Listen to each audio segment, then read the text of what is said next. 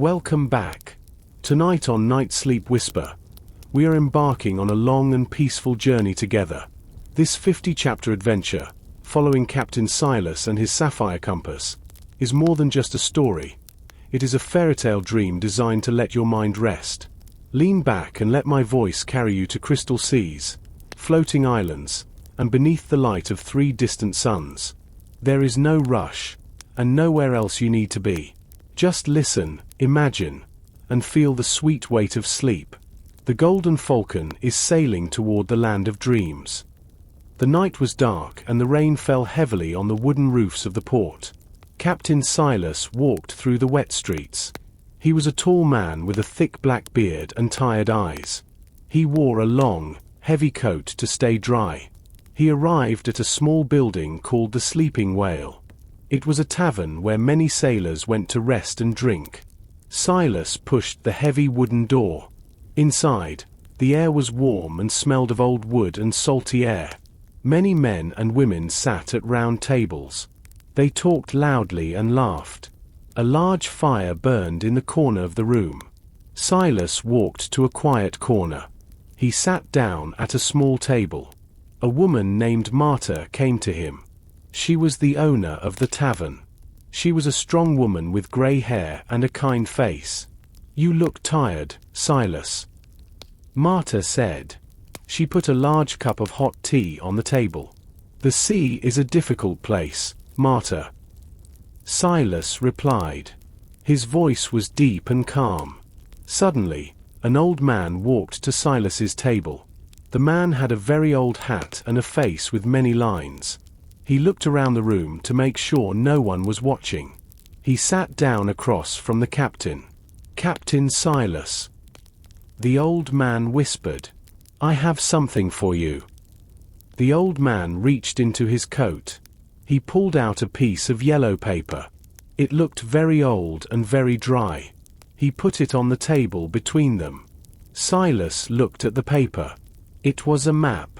He saw drawings of islands, mountains, and a large bird. At the top of the map, there were words in dark ink.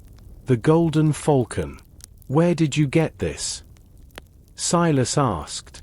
He touched the paper carefully. It felt like dry leaves. "I found it in a box on a broken ship many years ago," the old man said. "I am too old for adventures now. But you are a great captain. You have a good ship and a strong heart." Silas looked at the map for a long time. He saw a red X on a small island far away in the ocean. His heart began to beat faster. He knew this was not a normal map. This was a map to a great treasure. The journey will be dangerous, the old man warned. The sea is angry in that part of the world. There are rocks under the water and storms that never end. Silas smiled. He was not afraid. He was a pirate, and he loved the sea. He stood up and took the map. He put it safely inside his coat. "Thank you, old friend," Silas said. He walked out of the tavern and back into the rain. Silas did not feel the cold anymore.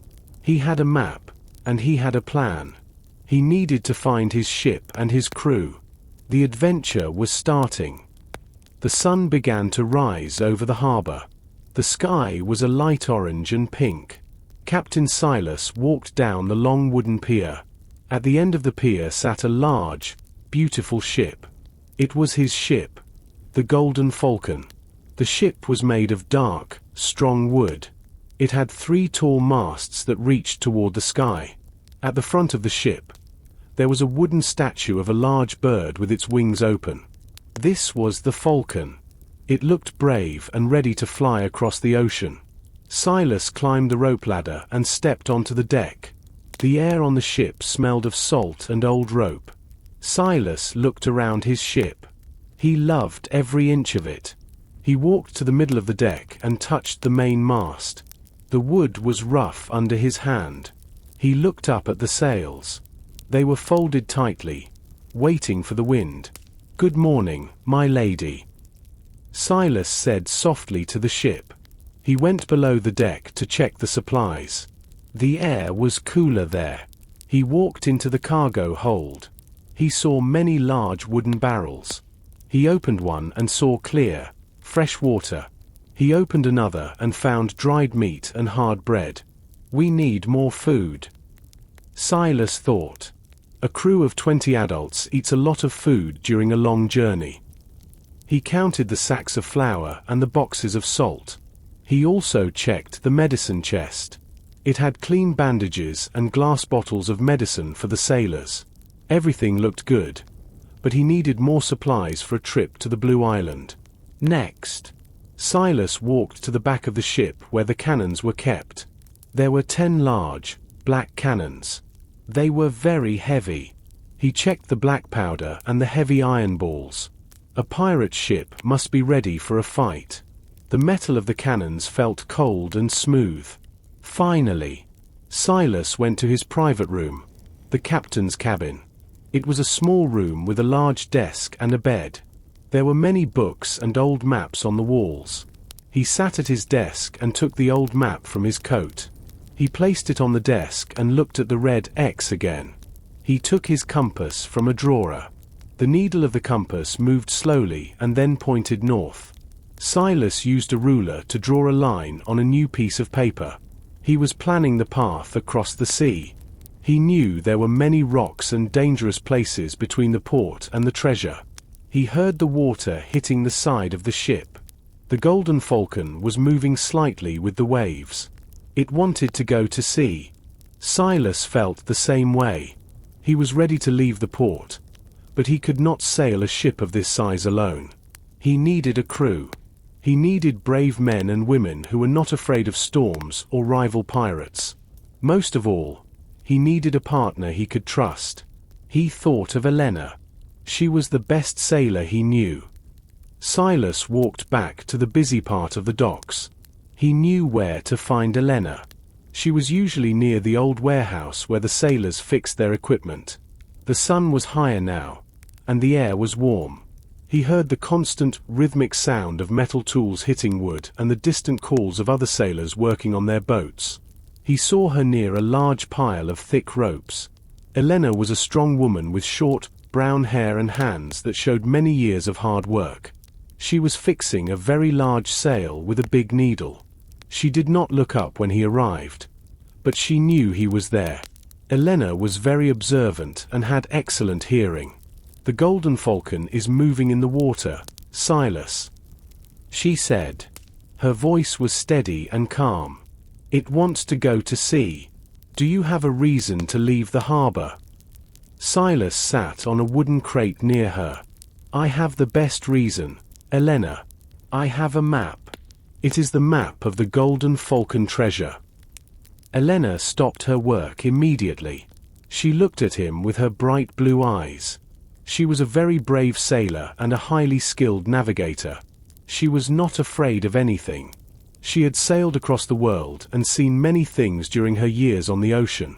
Many people talk about that map, Silas, she said, shaking her head. Most of those stories are not true. They are just stories for people who want to dream. Silas took the old, yellow paper from his coat.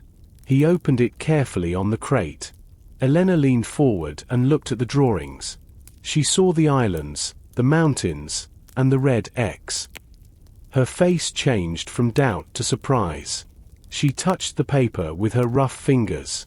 She saw the special ink and the old dates written in the corner. This is real, she whispered. A small smile appeared on her face. Where did you find this? An old man at the tavern gave it to me last night. Silas explained. He is too old for the sea now. But we are not. I need a first mate, Elena. I need someone I can trust when the storms are heavy and the rival pirates are close. Elena stood up and looked at the ocean. The water was a deep, beautiful blue today. She thought about the long days at sea and the danger of the quest. She also thought about the gold and the fame of finding the Golden Falcon. She was an adult who loved her freedom and the wind in her sails. My father told me stories about this treasure many years ago, Elena said. He said the Golden Falcon is not just gold. It is a symbol of luck for whoever finds it. I always wanted to see if the stories were true. She looked at Silas and gave him a brave smile. I will go with you, Captain. I have my own sword and my own compass. When do we leave? We need a full crew first. Silas said. We need 18 more adults. They must be strong, and they must be fast. Elena picked up her tools and put them in a leather bag. I know several men and women at the docks. They are good workers. They do not talk too much, and they work hard. Let us go and find them. Silas felt happy. With Elena by his side, the journey felt possible. They walked together through the docks, their boots making a heavy, double sound on the stones. Silas and Elena walked to a large, open area near the center of the docks. This was where sailors waited for work. The sun was hot now, and the air was thick with the smell of fish and wet wood. Many men and women sat on wooden benches or leaned against the stone walls. They were all experienced adults with tanned skin and strong muscles. We need a good cook first. Silas said. A hungry crew is an unhappy crew. Elena pointed to a man sitting alone. He was smelling a small bag of dried herbs. That is Thomas. She whispered. He was a cook on a large merchant ship for 10 years. He knows how to make food last for months. He is also very good with a knife if there is a fight. They walked over to him. Silas looked at the man's calm face. Thomas. I am Captain Silas. I have a ship and a mission. I need a cook who is brave and does not complain when the meat is hard. Thomas looked up and smiled. I like a challenge, Captain. Where are we going? Far into the blue. Silas replied. To find something that many people think is just a story. Thomas stood up and grabbed his bag. I am tired of the docks. I will join you. Next, they looked for a carpenter. A ship like the Golden Falcon needed constant repairs. They found a woman named Sarah. She was hitting a piece of wood with a heavy metal hammer. Sarah was a short woman, but she was very strong. Her arms were covered in small scars from years of working with tools. Sarah. Elena called out. We are going on a long journey. The Golden Falcon needs a woman who can fix a hole in the hull while the waves are 10 feet high. Sarah stopped her work. She wiped the sweat from her forehead with a blue cloth. The Golden Falcon is a fine ship. Sarah said. It deserves a good carpenter. I will come, but I need a double share of the treasure if we find it. Agreed. Silas said. He liked her confidence. During the next 2 hours, they found many more people. They chose Marco, a man who could climb the tall masts faster than anyone else. They chose Maria, a woman who was famous for her skill with a sword. Each person they picked was an adult who knew the dangers of the sea. There were no young people or beginners here. These were pirates and sailors who lived for the ocean. Silas stood in front of the group of 18 people. Listen to me, he said. His voice was loud so everyone could hear him over the sound of the wind. We leave tomorrow at dawn. This journey is not for the weak. We will face storms and we might face enemies. But if we succeed, we will all be rich. Go to the ship now and find your bunks. The sailors nodded. They picked up their bags and walked toward the Golden Falcon. Silas looked at Elena. We have our crew. Silas said. And they are a good group. Elena replied. Now we just need the wind to be on our side. The sun was not yet up, but the sky was turning a soft grey. A light mist rested on the water of the harbor. Everything was quiet, except for the distant cry of a sea bird. Captain Silas stood on the wooden deck of the Golden Falcon. He felt the cool morning air on his face. He looked at his crew. The 18 men and women were all awake and ready. They moved quickly and quietly in the dim light. "Marco! Get up to the main mast!" Silas called out. His voice was steady but firm. "We need to see the wind." Marco, the fast climber, nodded. He grabbed the thick ropes with his strong hands. He climbed high above the deck. From the top, Marco looked at the horizon. "The wind is coming from the east, Captain," he shouted down. Elena stood at the back of the ship, near the large wooden wheel. She checked the compass one last time. She looked at Silas and gave a small nod. She was ready to steer the ship into the unknown. "Raise the anchor," Silas ordered. Four strong sailors gathered around the heavy metal chain. They pushed a large wooden beam to pull the anchor up from the sandy bottom of the harbor. After a few minutes, the large iron anchor appeared out of the water. It was covered in green seaweed and wet sand. "The anchor is up, Captain," Maria shouted. She wiped her hands on her trousers. "Set the sails," Silas commanded. The crew pulled on the long ropes. High above them, the large white sails began to open. They looked like the wings of a giant bird. When the wind hit the cloth, the sails became tight and full. The ship began to move away from the wooden pier. The water made a soft, rushing sound as the front of the boat pushed through the waves. Thomas, the cook, came up from the kitchen. He carried a small piece of bread and looked back at the land. The houses of the port were becoming smaller and smaller. The lights in the windows looked like tiny stars. "Goodbye, dry land," Thomas said quietly. He was an adult who had seen many ports, but leaving was always a special moment. Sarah, the carpenter, walked around the deck. She listened to the sounds of the ship. She listened to the wood and the ropes. To her, the ship was like a living thing. Today, the ship sounded strong and healthy. The Golden Falcon moved past the large stone walls at the edge of the harbor. Now, there was only the open sea in front of them.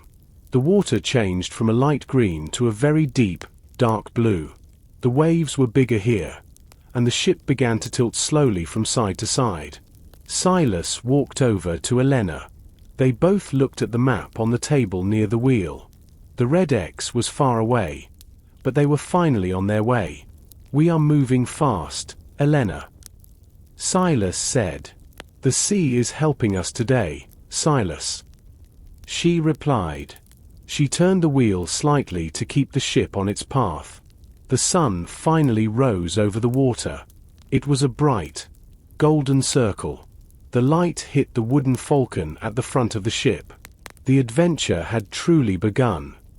The Golden Falcon sailed for 3 days under a clear sky. But on the 4th day, the air became heavy and very hot.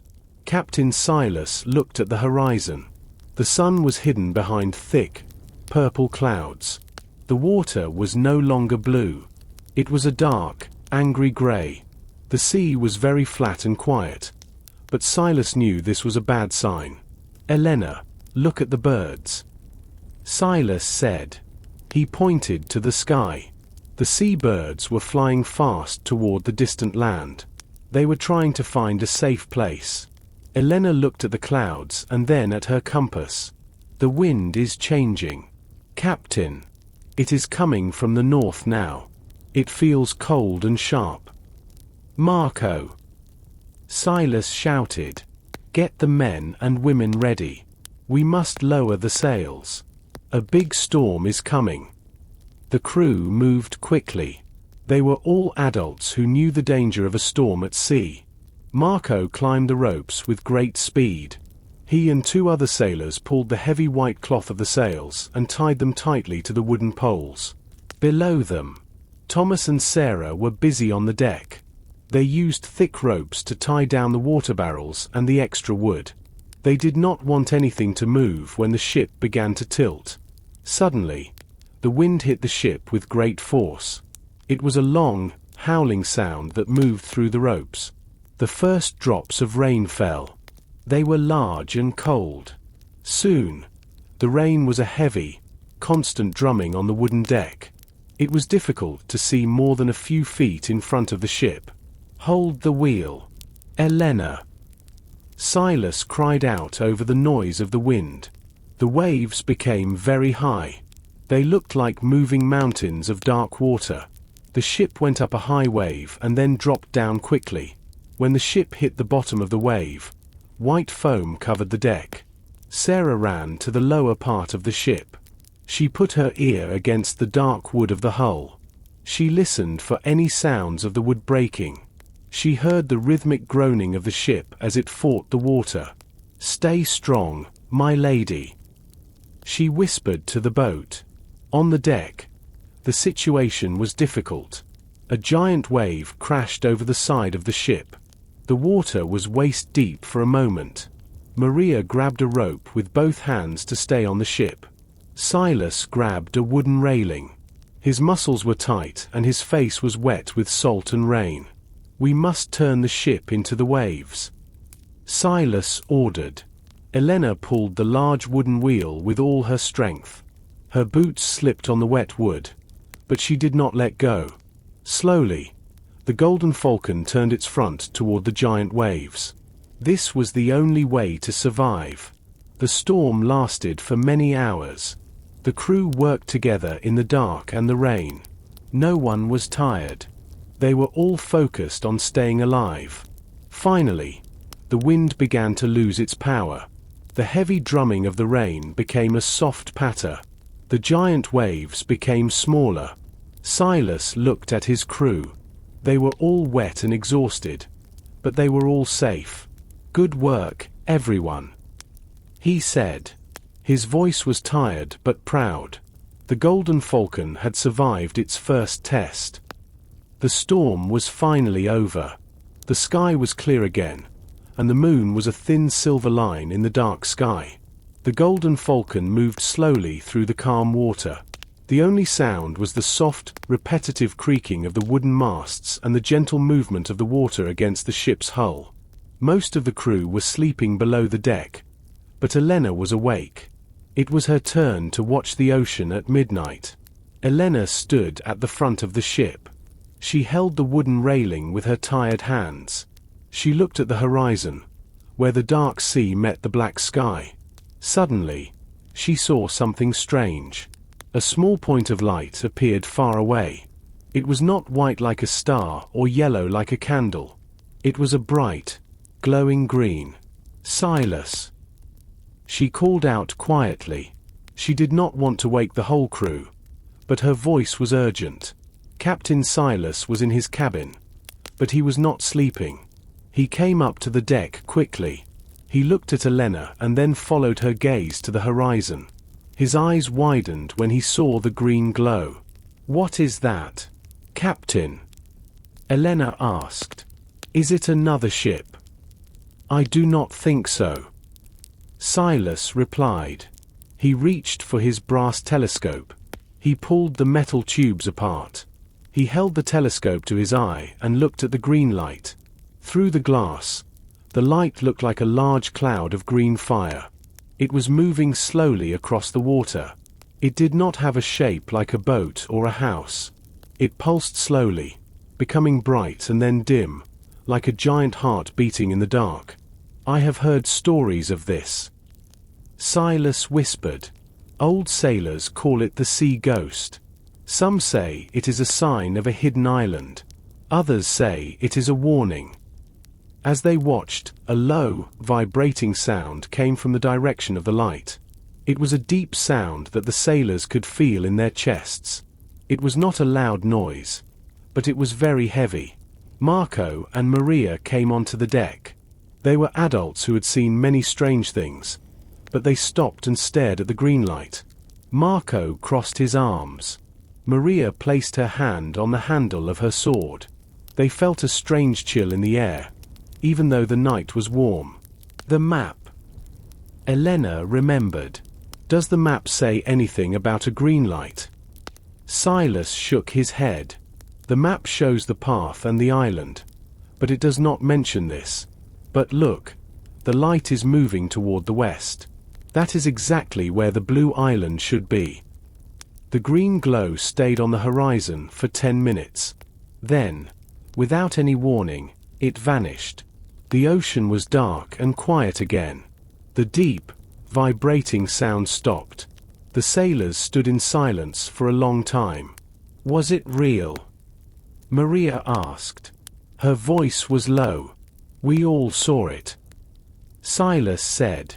It was real. The sea is full of mysteries that we do not understand. But now we know we are going in the right direction. Silas told the crew to go back to sleep, but he and Elena stayed on the deck. They watched the horizon until the first light of morning appeared. They both knew the journey was becoming more than just a search for gold. It was a journey into a world of secrets. The morning sun was bright, but the mood on the Golden Falcon was serious. The mysterious green light from the night before was still in everyone's mind. Captain Silas stood on the quarterdeck with Elena. They were looking at the horizon. The water was calm, but the wind was picking up. Captain! Marco shouted from high up on the mast. He was pointing his arm toward the back of the ship. I see a sail. It is far away, but it is moving fast. Silas grabbed his telescope. He adjusted the glass and looked through it. Far in the distance, a small white speck appeared against the blue of the sky and sea. As he watched, the speck grew larger. Then, the color changed. The sails were not white. They were a deep, dark red. Red sails. Silas whispered. His face became very hard.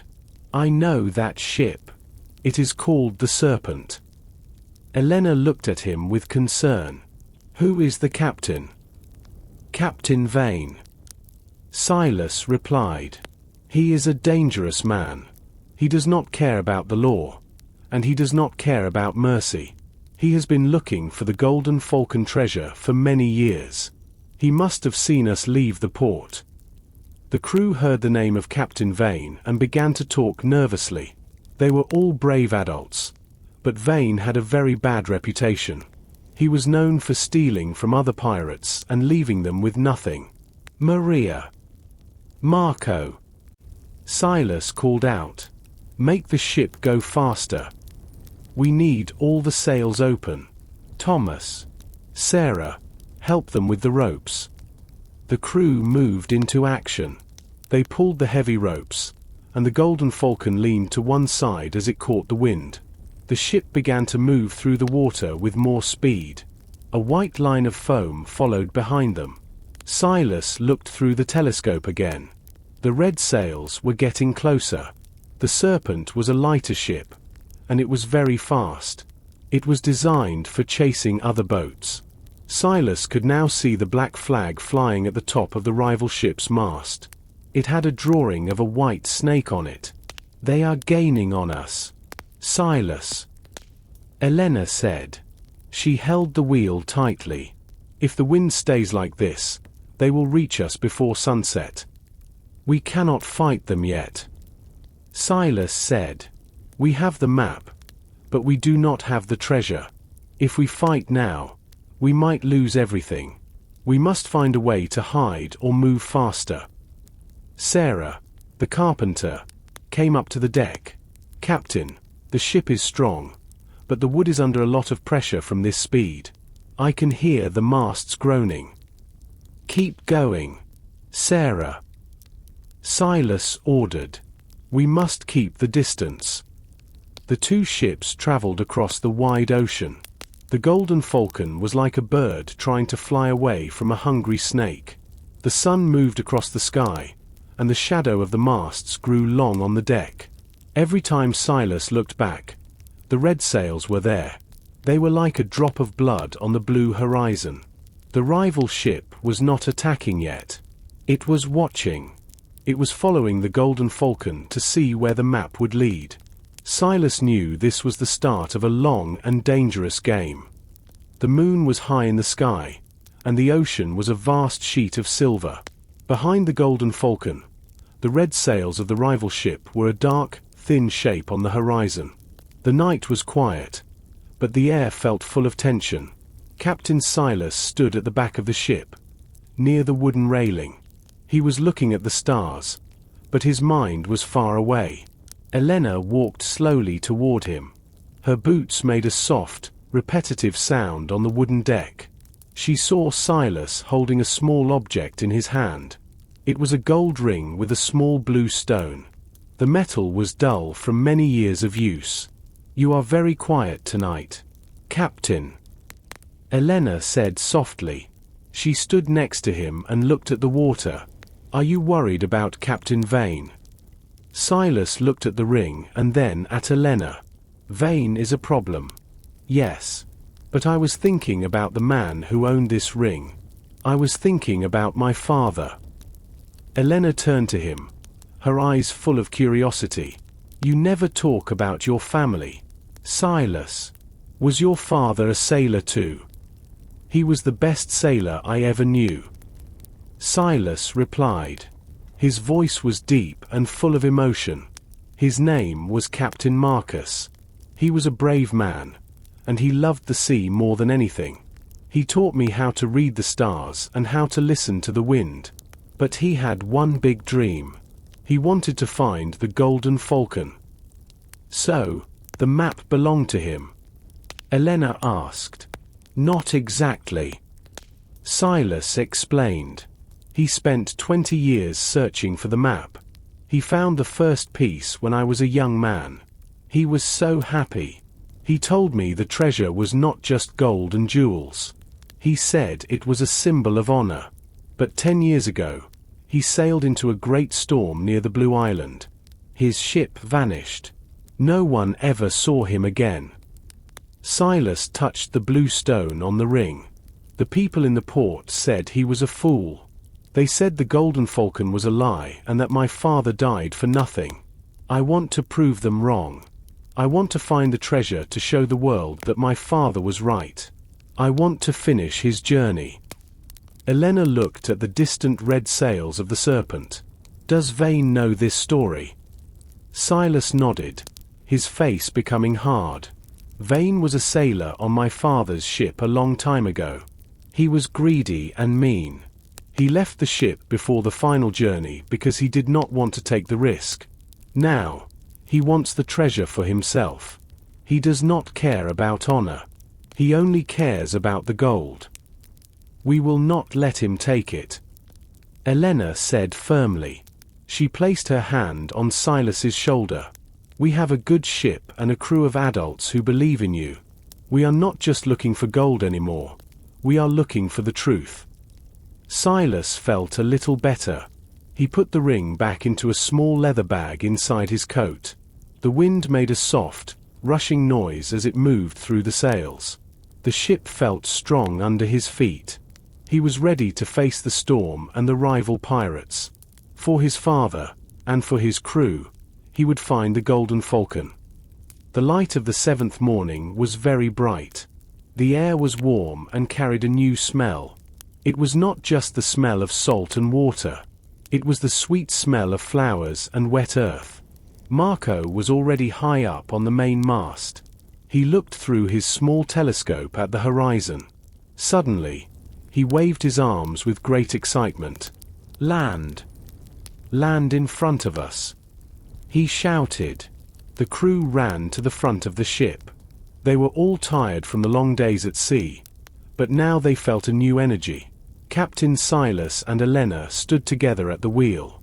In the distance, a small shape appeared out of the ocean. It was not a cloud. It was a tall, dark mountain. As the Golden Falcon sailed closer, the shape became clearer. The island was beautiful and strange. The mountains were covered in thick green trees, but a soft blue mist hung over the peaks. The water near the shore was a light, clear blue, unlike the deep dark blue of the open ocean. White sand lined the beaches, and the sun made the island look like a jewel in the middle of the sea. "The Blue Island," Silas said. He looked at the map. The drawings on the paper matched the shapes of the mountains perfectly. "We finally found it. It looks peaceful," Elena said. She looked at the clear water. She could see small fish and colorful rocks under the surface. But we must be careful. We do not know what is inside those forests. Silas turned his head and looked back at the open sea. Far away, the red sails of the Serpent were still there. Captain Vane was not going away. He was waiting to see where the Golden Falcon would stop. Silas knew he had very little time. He needed to find a safe place to hide the ship and begin the search on land. Elena, steer the ship toward that small cove on the left. Silas ordered.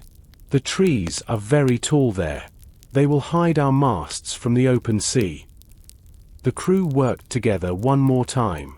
They moved the sails to catch the light wind. The ship moved slowly into the quiet water of the cove. The sound of the waves against the ship became very soft. The water here was as smooth as a mirror. Drop the anchor, Silas commanded. For sailors pushed the wooden beams. The heavy metal anchor moved down through the air and entered the water. The chain moved quickly through the hole in the ship.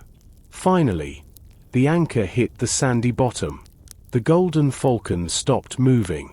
The crew stood in silence for a moment. They looked at the green trees and the high mountains. They were all adults who had traveled far, but this island felt different. It felt like a place of secrets. Get the small boats ready, Silas said to the crew. Thomas, Sarah, Maria, you will stay here to guard the ship. Elena, Marco, and 4 others will come with me to the shore. Take your swords and extra water. We do not know how long we will be away. The sailors moved to the side of the ship. They lowered 2 small wooden boats into the calm water. Silas looked at the blue island one last time before stepping off his ship. The real hunt for the Golden Falcon was about to begin. The small wooden boats moved slowly over the clear, shallow water. Captain Silas sat at the front of the first boat. He looked down and saw the white sand on the floor of the ocean. He also saw large, purple starfish and schools of tiny silver fish. The water was so clear it looked like glass. The front of the boat touched the beach with a long, soft scraping sound. Silas was the first person to step out. His heavy boots sank into the wet, white sand. The water was warm against his legs. Elena followed him, holding her compass and her sword. Then came Marco and the 4 other sailors. They were all strong adults, and they looked around with wide eyes. The beach was very wide and very quiet. The only sound was the rhythmic movement of the small waves against the shore and the distant, high-pitched calls of birds in the trees. The sand was hot under the sun. It felt very different from the hard, wooden deck of the Golden Falcon. Keep your weapons ready, Silas said in a low voice. We are the first people here in a long time, but we must be careful. The crew pulled the small boats high onto the beach. They did not want the tide to pull the boats back into the sea. They used thick ropes to tie the boats to a large, fallen tree. Marco looked at the edge of the forest. The trees were massive. Their leaves were a deep, dark green, and some were as large as a man's chest. Silas opened the old map. He looked at the drawing of the beach. The map says there is a path near a rock that looks like a skull, he explained. Elena walked along the edge of the trees. She looked at the different shapes of the grey rocks. After a few minutes, she stopped. Silas, look over here, she called out. Hidden behind some tall, yellow flowers was a very large stone. It was round and had 2 deep holes that looked like eyes. Below the holes was a wide crack that looked like a mouth. It was the Skull Rock. The map is correct, Silas said. He felt a wave of excitement. The path starts behind this rock. It leads into the center of the island. Before they entered the jungle, Silas looked back at the ocean. He could see the Golden Falcon sitting peacefully in the hidden cove. He could not see the Serpent, the rival ship, but he knew Captain Vane was out there somewhere. He knew the red sails were waiting. "We must move quickly," Silas told his crew. "We want to find the treasure and return to the ship before the sun goes down." The sailors checked their supplies. They had bags of water and small portions of dried meat. They all felt the importance of the moment. They were not just pirates anymore, they were explorers. Elena took the lead. She used a short, sharp blade to cut through the thick vines near the Skull Rock.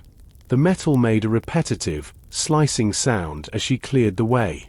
One by one, the group left the bright sun of the beach and entered the shadows of the tall trees. The air inside the jungle was cool and smelled of wet earth and ancient wood. The adventure on land had truly begun. The jungle was very thick and the air was difficult to breathe. It was hot and very wet. Captain Silas wiped the sweat from his forehead with the back of his hand. Around him, the giant trees were so close together that the sun could not reach the ground. The forest floor was covered in large, flat leaves and thick vines that looked like snakes. "The map says the cave is near the base of the great mountain," Silas said. He looked at the tall, dark mountain in the center of the island. The blue mist still sat on the top of the mountain. Elena stopped and looked at the ground. She saw a small path. It was not a path made by people, but a path where the water ran during the rain. "If we follow this water path, it will lead us to the rock," she said. The group walked for another hour. The only sounds were the heavy breathing of the adults and the constant, rhythmic rustling of the leaves as they moved through the plants. Occasionally, a large branch broke under their feet with a sharp, snapping noise. Marco, the climber, looked up at the high branches. He saw large, colorful birds watching them. The birds made long, high calls that echoed through the trees. Suddenly, the trees opened up. They were standing in front of a giant wall of gray stone. It was the base of the mountain. The stone was covered in green moss and small, white flowers. Elena walked along the wall, touching the cold stone with her hand. "Here!" she shouted. Her voice was full of excitement. Behind a curtain of long, hanging vines, there was a dark opening. It was a large hole in the side of the mountain. The entrance was wide enough for 3 adults to walk through at the same time. Silas walked to the opening and looked inside. It was very dark, and a cool wind blew out from the cave. The air inside smelled of old stone and wet earth. "This is it," Silas whispered. "The hidden cave." He reached into his bag and pulled out a long wooden torch. He used a small stone and a piece of metal to create a spark. After a moment, a small fire began to burn on the end of the torch. The orange light jumped against the stone walls. The fire made a soft, constant hissing sound as it burned the oil on the wood. "Be careful," Silas warned. "The floor might be slippery." The crew entered the cave one by one. Their boots made a hollow, echoing sound on the stone floor. Inside, the cave was very large.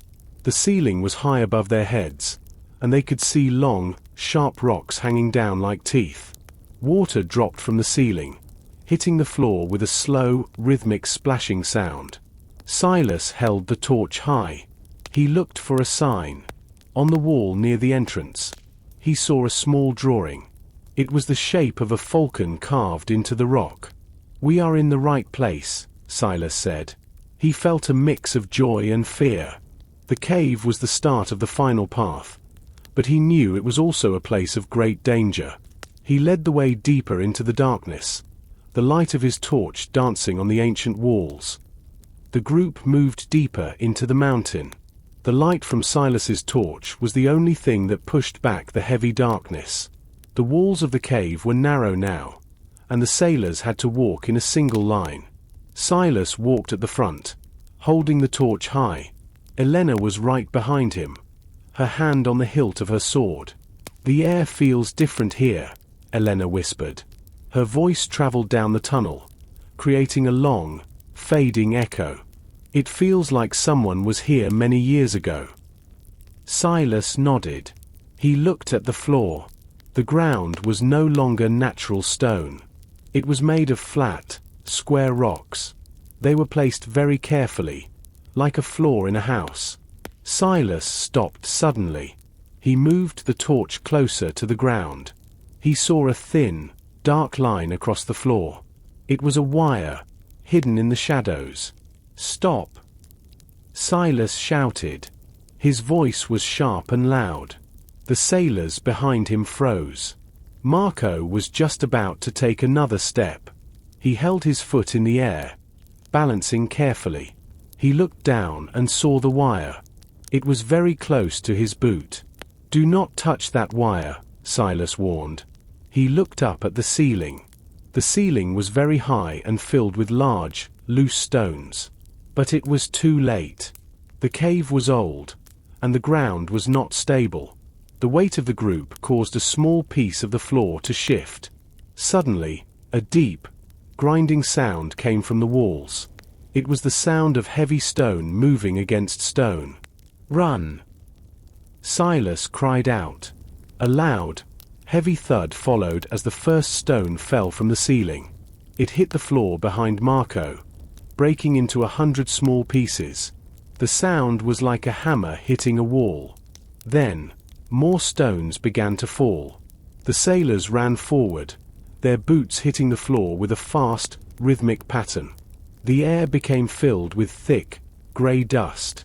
It was difficult to see and even more difficult to breathe. Silas kept the torch steady as he ran. He saw a small opening in the wall ahead.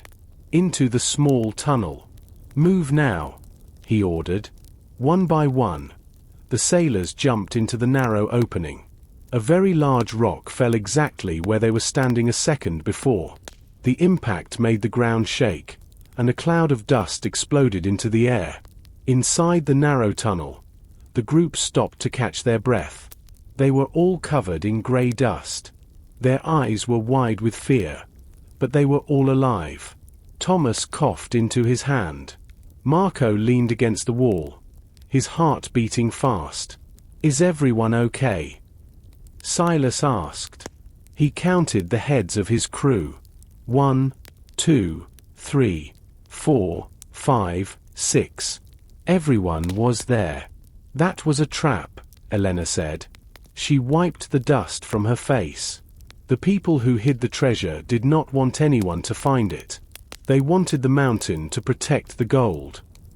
Silas looked back at the main path. It was now blocked by a mountain of fallen rocks. There was no way to go back to the beach the same way they came. The only way was forward, deeper into the dark heart of the island. "We cannot go back," Silas said, his voice calm again. "We must find another way out. And we must be even more careful. There might be more traps ahead." The air in the narrow tunnel was very still. The dust from the falling rocks slowly fell to the ground. Silas held his torch high. The orange flame moved back and forth in the light wind. The sailors followed Silas. They walked carefully. Their boots made a soft, brushing sound on the sandy floor. After walking for several minutes, the tunnel became wider. It opened into a small, round room made of dark stone. The ceiling was low here. There were no more falling rocks. In the center of the room, there was a single, flat stone. It looked like a small table. "Look at this," Marco said. He pointed to the stone table. On top of the stone, there was a layer of thick, grey dust. Silas used his hand to wipe the dust away. Under the dust, he saw a beautiful carving. It was the shape of a large bird with its wings open. It was the Golden Falcon. The map mentioned a gift for the traveler, Silas remembered. He looked around the base of the stone table. He saw a small, loose rock near the floor. He knelt down. His knees made a dull sound on the hard ground. He pulled the loose rock away from the wall. Behind the rock was a small, hidden hole. Silas reached inside. His fingers touched something cold and thin. He pulled it out. It was a key. The key was not made of iron or gold. It was made of bright, shining silver. It was about as long as a man's finger. The top of the key was shaped like a small bird's head. Even in the dim light of the torch, the silver reflected the fire. It looked brand new, as if someone had put it there only yesterday. "A silver key," Elena said. She took the key from Silas and looked at it closely. "It is very light. What does it open?" "The map shows a silver door inside the temple," Silas replied. He took the key back and put it into a small leather pocket on his belt. He made sure it was safe. This must be the only way to enter the treasure room. Without this key, we would only find a wall of metal. The sailors felt a new sense of hope. They were trapped inside the mountain, but they had found a very important tool. They knew they were getting closer to the treasure of the Golden Falcon. "We need to find a way out of this room," Silas said. He moved the torch along the walls. He looked for a new path. On the opposite side of the room, he saw a small, dark crack in the stone. A cool wind was coming from the crack. "The air is moving," Silas noted. "Where there is wind, there is an opening. We must follow the wind."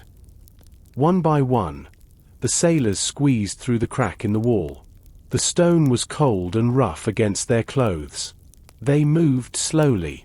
They did not know where the new path would lead, but they had the silver key. They felt like the island was finally showing them its secrets. The group moved through the narrow crack in the stone wall. The air became cooler and smelled of wet plants. After several minutes of walking, they saw a small circle of light. They pushed through some low branches and found themselves outside. They were on a high ledge on the other side of the great mountain. Below them, the green jungle stretched all the way to the blue sea. "We are out," Marco said. He took a deep breath of the fresh, salty air. "I do not like being inside the mountain." "We must find the path back to the beach," Silas said. He looked at the sun. It was beginning to go down. The sky was a pale yellow. "We need to get back to the Golden Falcon before it is dark." The walk back was difficult. The sailors were tired, and the ground was uneven. As they walked, two of the sailors, Rico and Ben, began to talk in low voices. Rico was a tall man with a scar on his cheek. Ben was shorter but very broad. They were both experienced pirates, but they looked greedy. "Did you see that key?" Rico asked. "It is made of pure silver. Imagine how much gold it must open." "I saw it," Ben replied. His voice was loud and angry. "But the captain says we must share everything. I think the people who went into the cave should get more. We took the risk with the falling stones." "That is not the pirate way, Ben," Marco interrupted. "We are a team. Everyone gets a share." "Be quiet, Marco," Rico shouted. He stopped walking and turned to face Ben. "I think we should take the key now. Why wait for the captain to decide?" The group stopped. The tension was high. The sound of the wind in the trees was the only noise for a moment. Rico reached for his belt, and Ben stepped forward with his fists closed.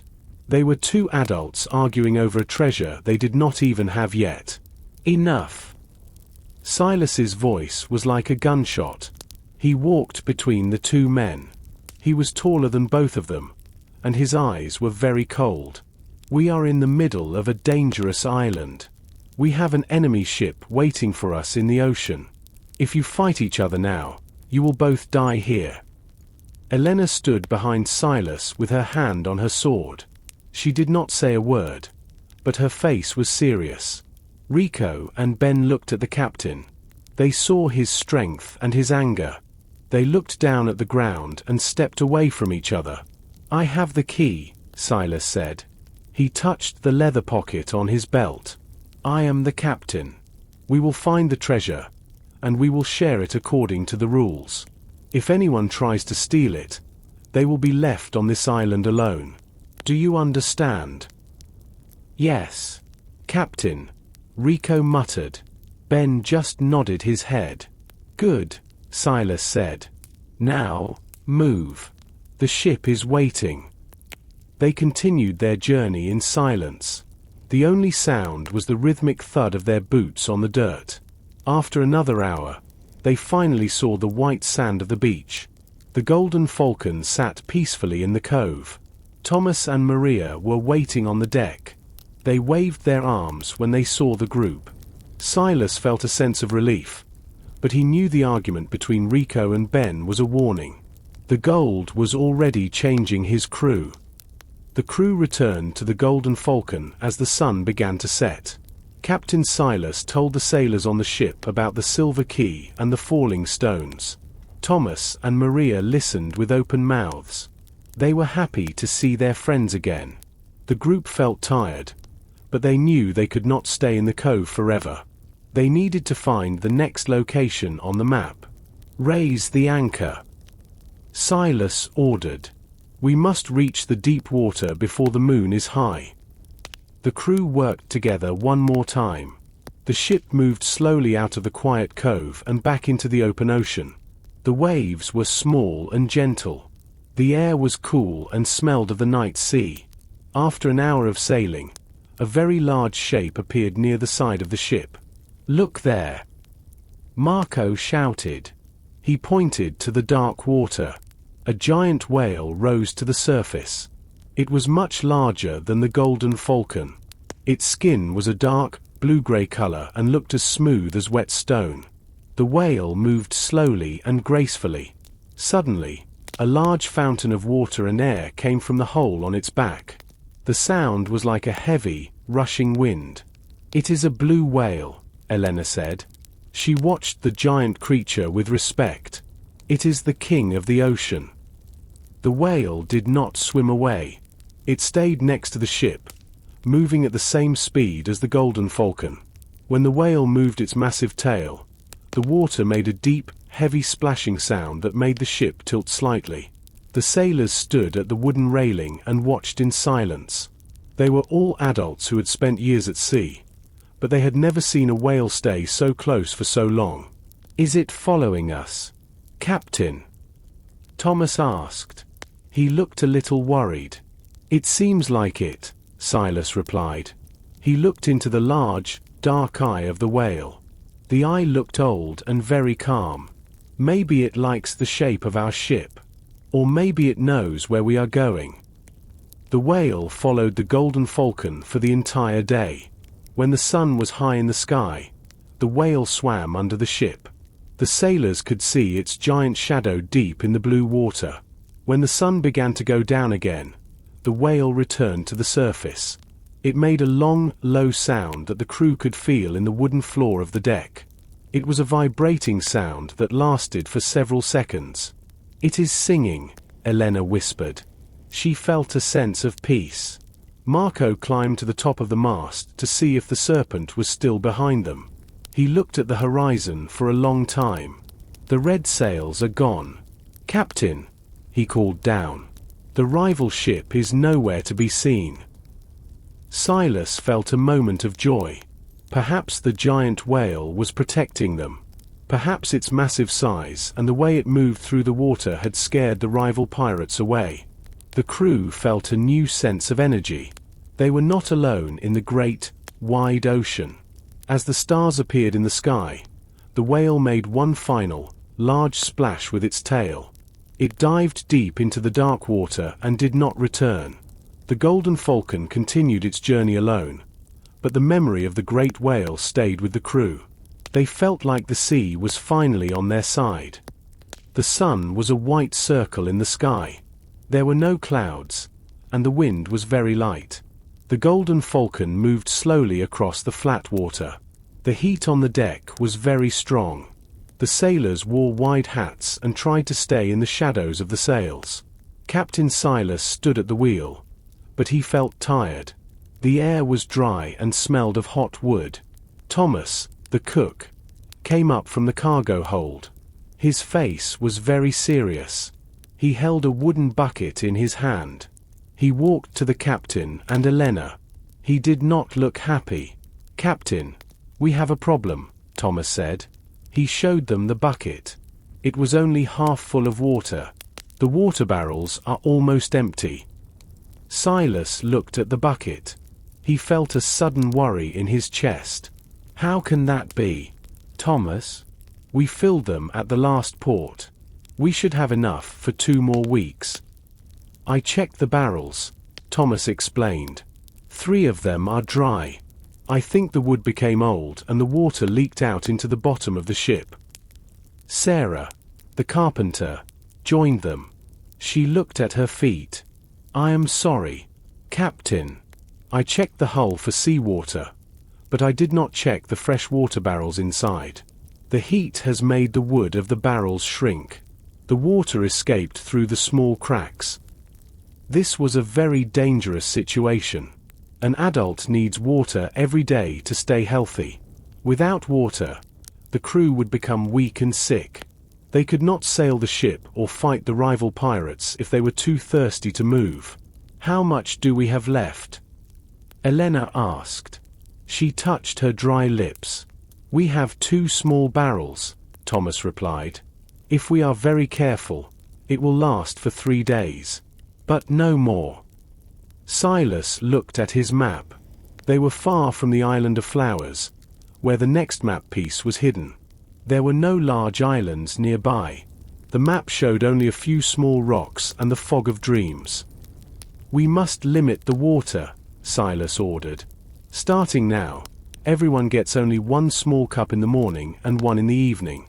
No one is allowed to use water to wash. We must save every drop. The news spread quickly among the crew. The sailors became quiet. The joy of seeing the whale was gone.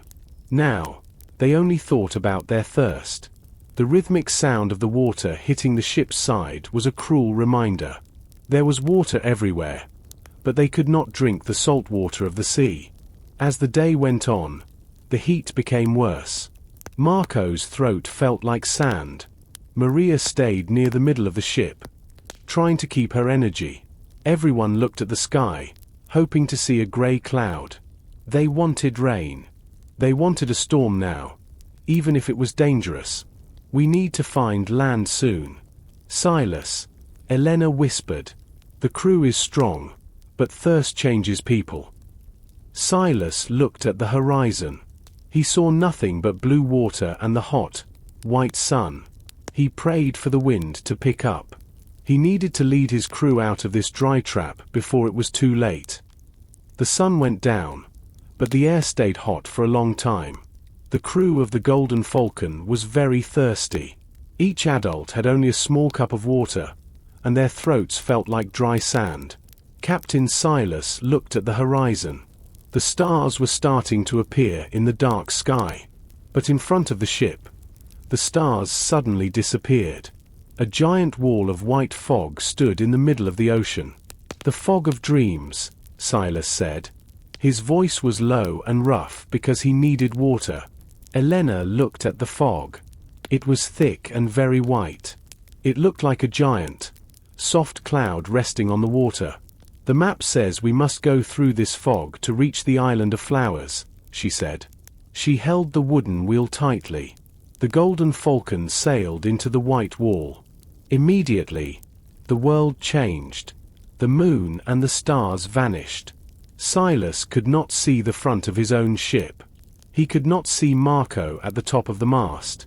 The air became very cold and very damp. Small drops of water began to form on the wooden deck and on the sailors' clothes. The air is wet. Maria cried out. She wiped the water from a wooden railing with her fingers and licked her hand. The water is fresh. It is not salty. The crew began to move. They used their hands and small cloths to catch the moisture from the sails and the wooden walls. It was not a lot of water, but the cool dampness helped their dry throats. The ship moved slowly through the mist. The only sound was the soft, rhythmic movement of the water against the hull. Everything was quiet. The fog was like a heavy blanket over the world.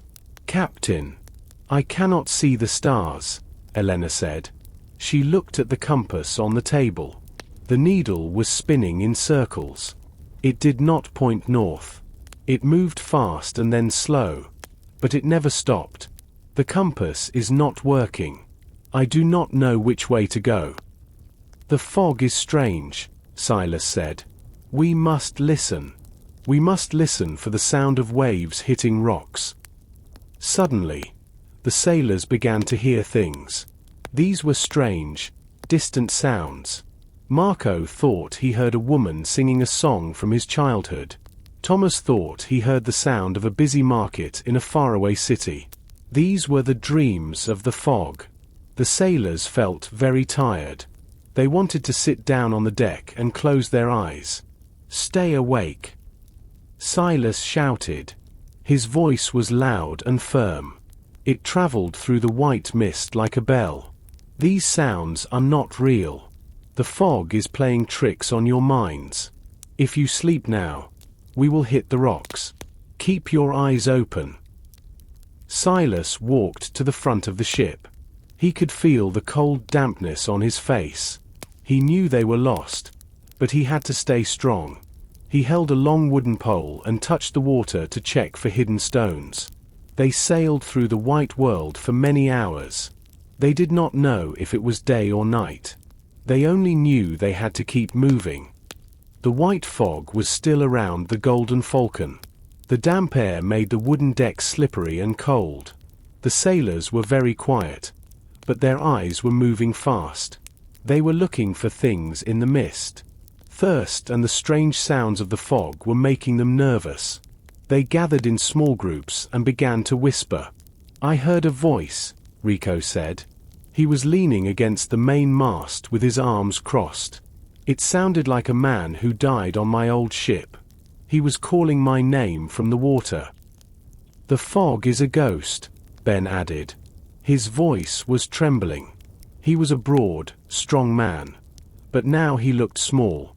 My grandfather told me about this place. He said ships go into the fog and never come out.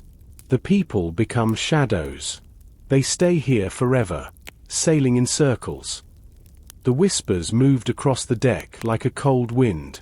The sailors were all experienced adults, but they were afraid of things they could not see. They looked at Captain Silas. They wanted to know if he was afraid too. The lack of water was making their minds weak, and the dreams of the fog were becoming stronger. Silas was standing near the front of the ship. He heard the whispers of his crew. He knew that fear was more dangerous than a storm. If the crew lost hope, the ship would stop. He walked toward the center of the deck. His boots made a rhythmic, heavy sound on the wood. Listen to me, Silas said. His voice was strong and clear. It pushed through the quiet whispers. We are sailors. We do not fear shadows.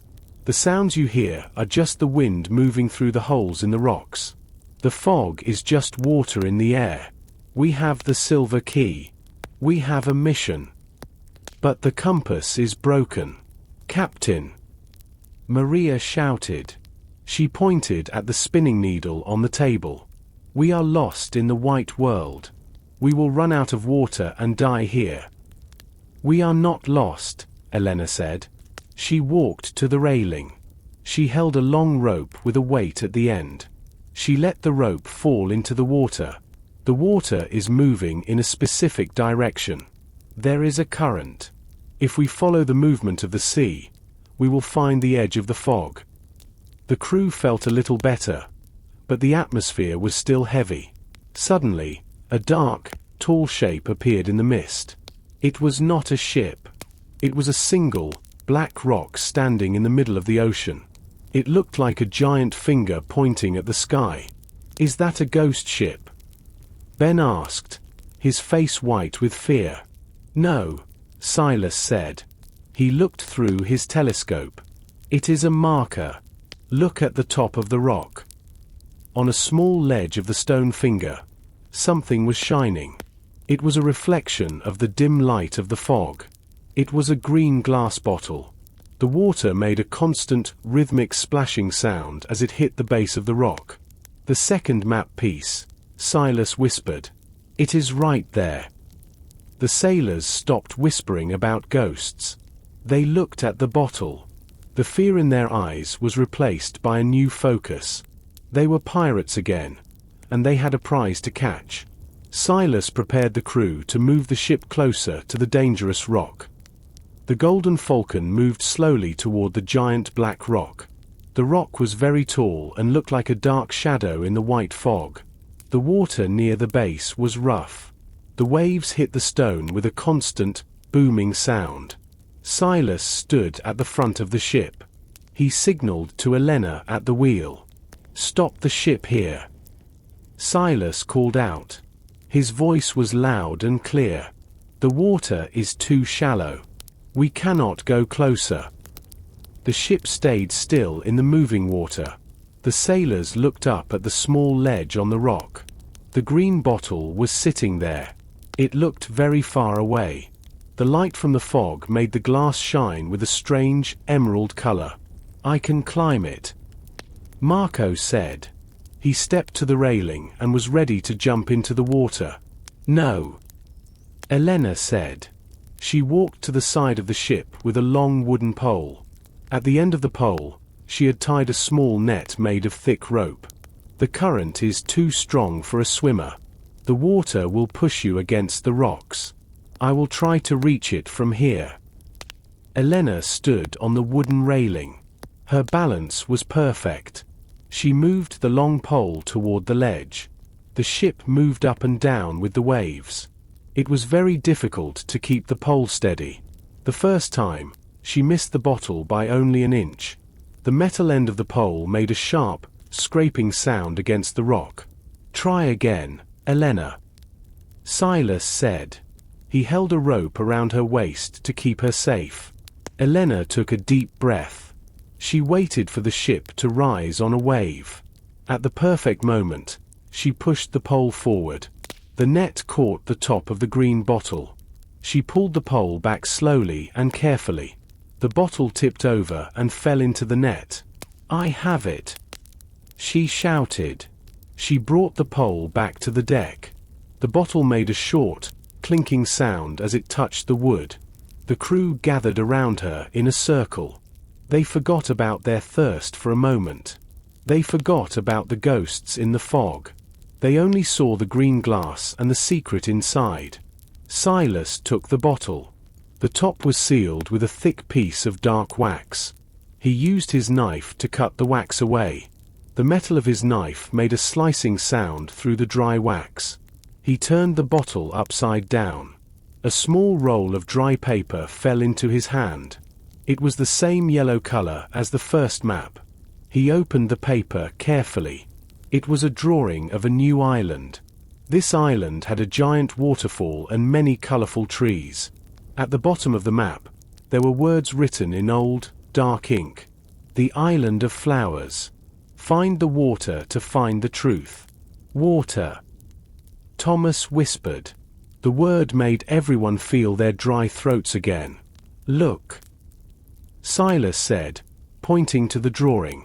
"There is a path through the fog on this paper. If we follow this line, we will find the edge of the white world. The Island of Flowers is only one day away." The sailors felt a sudden surge of hope. The discovery of the second map piece gave them the strength they needed. The fog did not seem so scary anymore. It was just a place they had to pass through to reach the fresh water. "Set the sails for the south," Silas ordered. "We have a new destination." The crew moved with energy. The rhythmic sound of ropes moving through wooden pulleys filled the air. The Golden Falcon turned away from the black rock and sailed deeper into the mist, following the new path. The white fog became thin and gray. Then, it disappeared completely. The sun was bright and the sky was a clear blue again. In front of the ship, a new island appeared on the horizon. It was the most beautiful place Captain Silas had ever seen. Even from a distance, the island did not look green like the others. It looked like a giant, colorful painting. "The Island of Flowers," Elena whispered. She stood at the front of the ship and wiped the salt from her eyes. As the Golden Falcon sailed closer, The crew stood at the railing in silence. The trees on this island were not just green. They had leaves of bright purple, deep red, and soft pink. Giant flowers grew right on the edge of the sand. Some flowers were as large as the ship's small boats. They were shaped like stars and bells, and they moved slowly in the warm wind. The air around the ship changed. It no longer smelled only of salt and old wood. Now, it smelled sweet, like honey and fresh fruit. The smell was so strong that the sailors took deep breaths. It made them feel happy and full of energy, even though they were still very thirsty.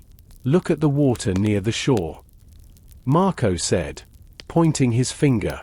The water was so clear that they could see the yellow sand and the red rocks on the bottom. There were no big waves here. The ocean moved against the beach with a soft, repetitive sound. In the center of the island, a tall mountain reached toward the clouds. From the side of the mountain, a long line of white water fell down into the trees. "The waterfall!" Silas shouted. The map was correct. "There is fresh water on this island. Thomas, get the empty barrels ready. We are going to fill them all today." The crew moved with great speed. They were no longer tired. The sight of the waterfall gave them new strength. They pulled the ropes to lower the sails. The heavy metal anchor hit the water with a deep, splashing sound and sank to the bottom. The Golden Falcon was safe in the quiet bay. Silas, Elena, and 4 other adults climbed into the small wooden boat. They rowed toward the beach. The oars made a rhythmic, dipping sound in the clear water. When the boat touched the sand, Silas stepped out. The sand was not white like the blue island. It was a soft, pale orange. He walked toward a giant blue flower near the trees. The flower was taller than he was. It had a thick, green stem and petals that felt like soft silk. When the wind moved the flower, it made a very quiet, rustling sound. "Stay together," Silas warned his crew.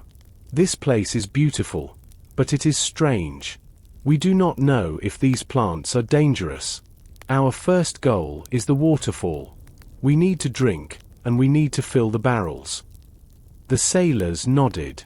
They carried their empty buckets and moved into the forest of purple and pink. The light under the trees was a strange, soft violet color. They followed the distant, constant sound of the falling water. They walked past flowers that glowed in the shadows and vines that smelled like lemons. Every step took them closer to the water they needed to survive. The sound of the water became louder with every step.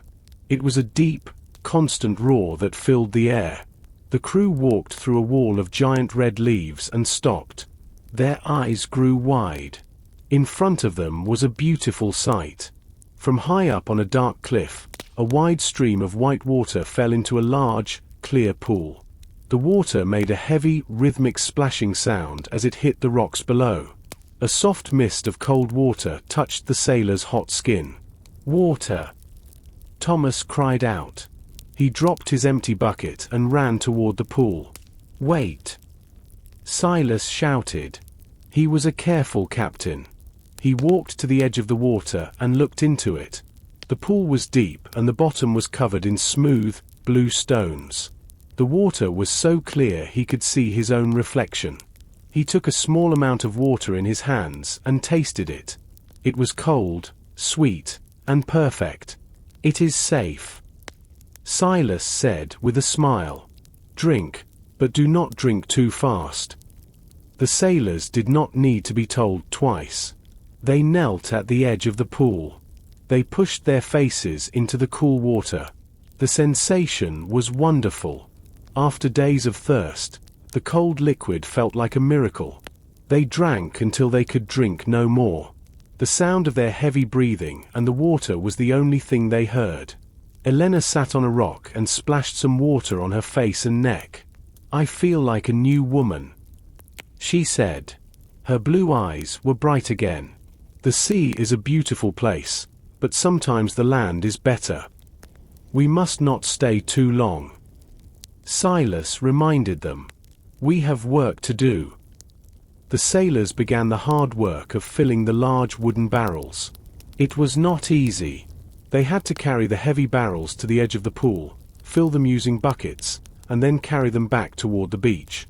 The adults worked in pairs. Marco and Ben carried one barrel together. They moved slowly through the colorful trees. Their boots made a heavy, rhythmic thud on the soft ground. As they worked, Silas looked at the waterfall. Behind the falling water, he saw a dark shadow. It looked like a hidden space in the cliff. He walked closer, getting his clothes wet from the mist. Behind the white curtain of water, there was a small path made of stone.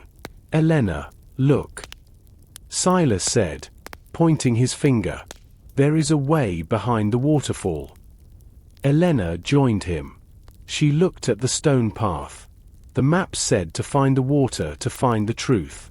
Maybe the truth is behind the water. While the rest of the crew finished filling the barrels, Silas and Elena stepped onto the wet stone path. The sound of the waterfall was very loud here. It was a continuous, powerful noise that made the ground shake slightly. The air was very cold and wet. They walked behind the falling water and found a small, dry area. On the wall of the cliff, there was another carving of a falcon. This one was holding a small stone in its beak. "The path continues here," Silas said. "But first, we must get the water back to the ship. A pirate is nothing without his ship and his supplies." They returned to the beach. The sun was starting to move lower in the sky. The barrels were now full and safe on the Golden Falcon. The crew felt strong and ready for whatever came next. The crew sat by the clear pool for a few more minutes. They were happy because they had plenty of water now. The barrels were ready to go back to the Golden Falcon. Silas stood up and looked at the colorful jungle. He remembered the falcon carving he saw behind the waterfall. "We need to find a way to the top of the cliff," Silas said. He looked at the steep, wet rocks. It looked very difficult and dangerous to climb. Suddenly, something moved in the purple leaves above them. A small animal jumped from a high branch. It landed on a large, flat leaf near Marco. The leaf moved down under the animal's weight. It was a monkey with brown fur and a very long tail. The monkey was an adult, and it looked very clever. It had bright, dark eyes that watched the pirates carefully. "Look at that little guy," Marco said. He reached into his pocket and pulled out a small piece of dried fruit. He put it on a flat stone. The monkey moved fast. It grabbed the fruit with its small fingers and ate it quickly. Then, it looked at Silas. It made a series of quick, chattering sounds. The monkey turned around and jumped onto a thick green vine. It looked back at the sailors and moved its arm, as if it wanted them to follow. "I think it wants to show us something," Elena said. She picked up her bag and her sword. Monkeys know the best paths in the jungle. They know where the secrets are hidden. Silas nodded. "Elena and I will follow the animal. Marco, take the rest of the crew and the water barrels back to the beach. Stay with the ship and keep the cannons ready. We do not know if Captain Vane is nearby." Silas and Elena followed the monkey into the thick forest. The animal was very fast. It jumped from tree to tree with great ease.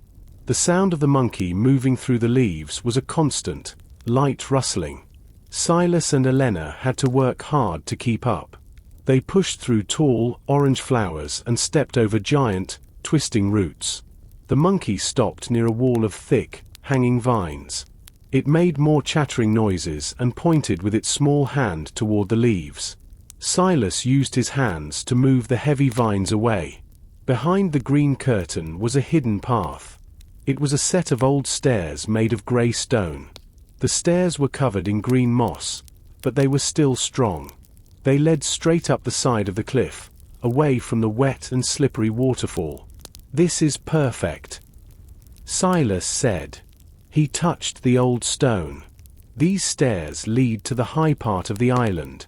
We would never find this path without help." The monkey sat on a branch and watched them. It seemed happy with itself. It made one last long, high sound and then disappeared into the colorful trees.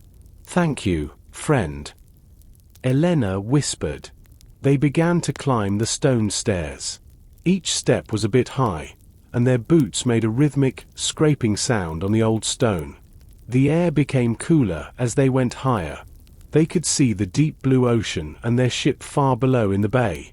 The island of flowers was full of surprises, and the monkey had given them the greatest help of all. The sun went down, and the sky turned a deep, dark purple. Silas and Elena reached a flat area at the top of the stone stairs. They decided to stay there for the night before continuing their search. They were high above the trees, and the air was fresh and cool. Below them, they could see the small orange glow of a fire on the beach where the other sailors were waiting near the Golden Falcon. Silas gathered some dry wood from the edge of the forest. He used a small piece of metal and a stone to make a spark. Soon, a small orange flame was dancing in the middle of their camp. The fire made a constant, soft noise as it burned the dry branches. The smoke moved up toward the stars in a thin, grey line. The light of the fire made long shadows against the rocks. Elena sat on a large stone and looked at the sky. There were thousands of stars, shining like tiny diamonds. "The stars are so clear tonight," she said. Her voice was quiet and calm. "When I was a younger woman living in the city, I never saw them like this. There was too much smoke and too many lights in the streets." Silas sat across from her. He leaned his back against a thick tree. "Why did you leave the city, Elena? You are a great sailor, but you were not born on a ship." Elena smiled.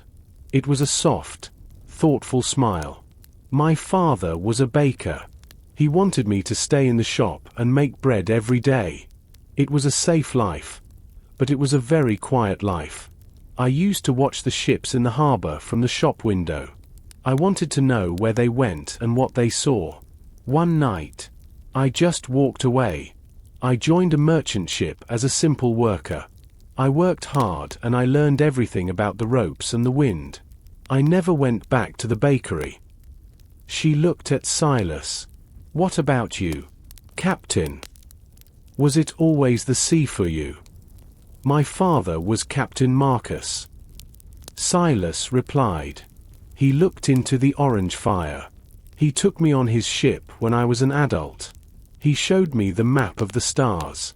He told me that the ocean is the only place where a person is truly free. But he also said the ocean is a jealous place. She wants all of your time and all of your heart. He loved the sea, and he taught me to love it too." "Do you ever think about a house on land?" Elena asked. "A place with a garden and a soft bed that does not move." Silas shook his head slowly. "I think about it sometimes when the storms are very bad and the waves are high. But then the sun comes out, and I see the horizon. I realize there is always something new to find. The land feels too small for me now. The Golden Falcon is not just about the money for me. It is about finishing what my father started. It is about proving that his dreams were real." They sat in silence for a long time. The only sound was the distant, rhythmic splashing of the waves far below and the quiet movement of the wind in the colorful leaves.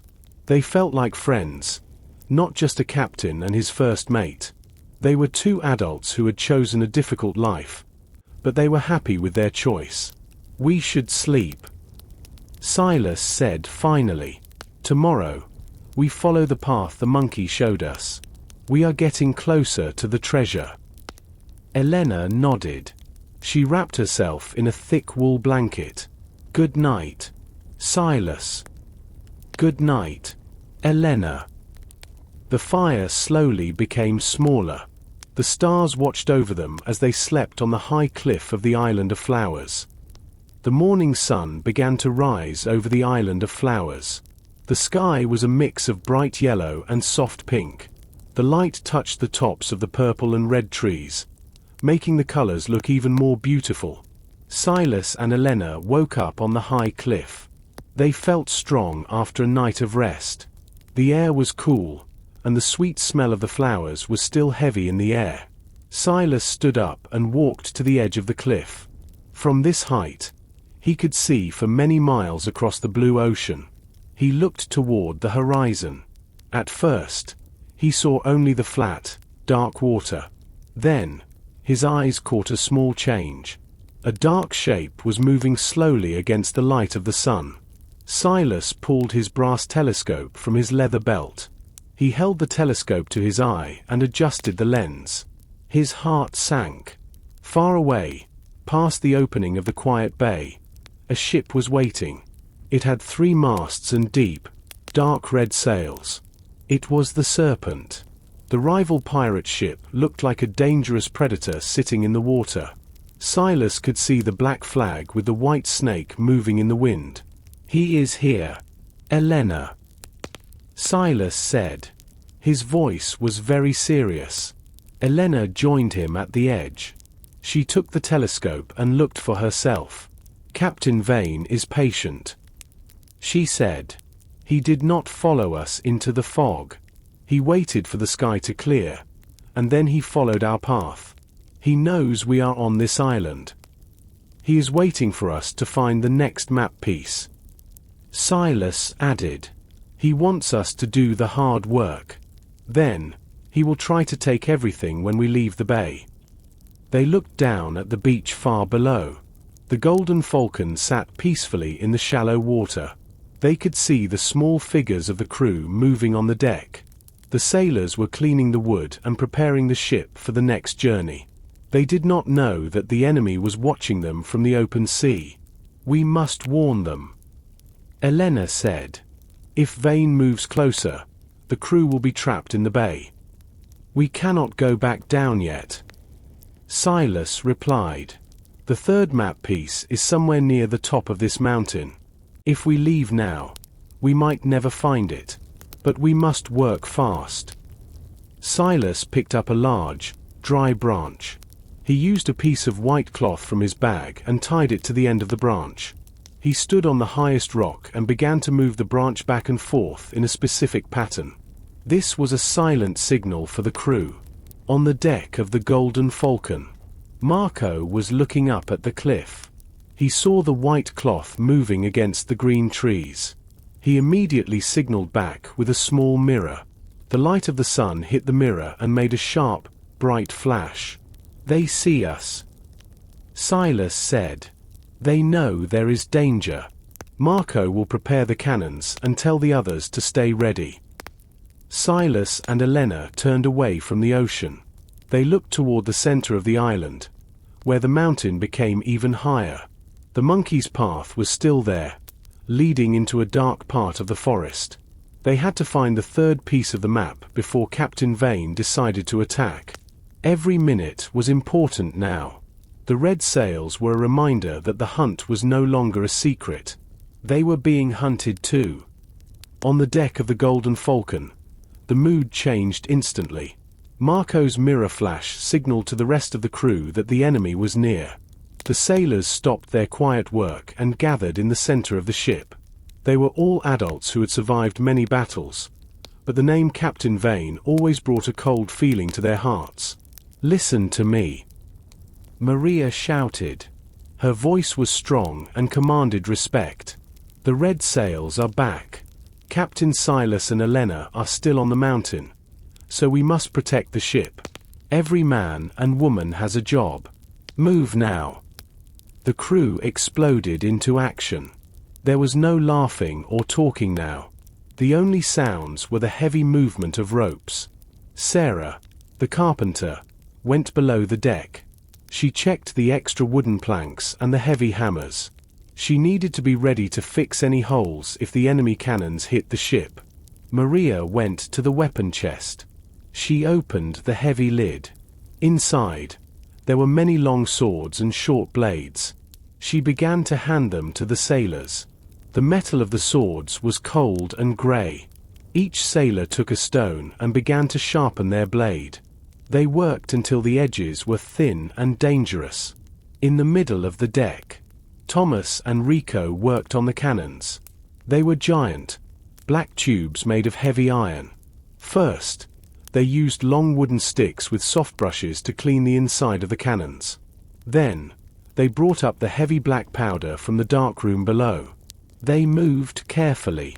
Black powder was very dangerous and could cause a fire if it touched a spark. "Bring the iron balls," Rico called out. 2 sailors carried a heavy wooden crate. Inside were round, black balls made of solid iron. They placed the balls in a neat line next to each cannon. The iron balls were very heavy and cold to the touch. The sailors also prepared the long pieces of rope that they used to pull the cannons back after they fired. Thomas, the cook, did not go to the kitchen. He brought out extra bandages and clean water. He placed them in a safe corner of the ship. He knew that in a battle, people got hurt. He wanted to be ready to help his friends. Marco stayed high on the mast. He kept his eyes on the open sea. He saw the red sails move slightly as the wind changed. The Serpent was not moving toward them yet, but it was getting ready. It was like a cat watching a bird. "The ship is ready, Maria," Sarah shouted from below. The Golden Falcon was now a floating fortress. The sails were tied tight, the cannons were loaded, and every adult on the ship held a sharp sword. They looked up at the mountain, hoping to see Silas and Elena. They were ready to fight, but they knew they were stronger with their captain. The quiet bay was no longer a place of rest. It was now a battlefield. While the crew prepared for war on the beach, Silas and Elena were climbing higher into the clouds. The path the monkey had shown them led to a place where the colorful trees stopped growing. Here, the ground was made of dark, volcanic rock. The air was thin and very cold. Below them, the island of flowers looked like a colorful carpet floating on a blue silk sheet. "Look, Silas," Elena said, pointing toward a flat area near the very top of the mountain. "The rocks there, they are too straight. They were not made by nature." They walked toward the area. As they got closer, they realized Elena was right.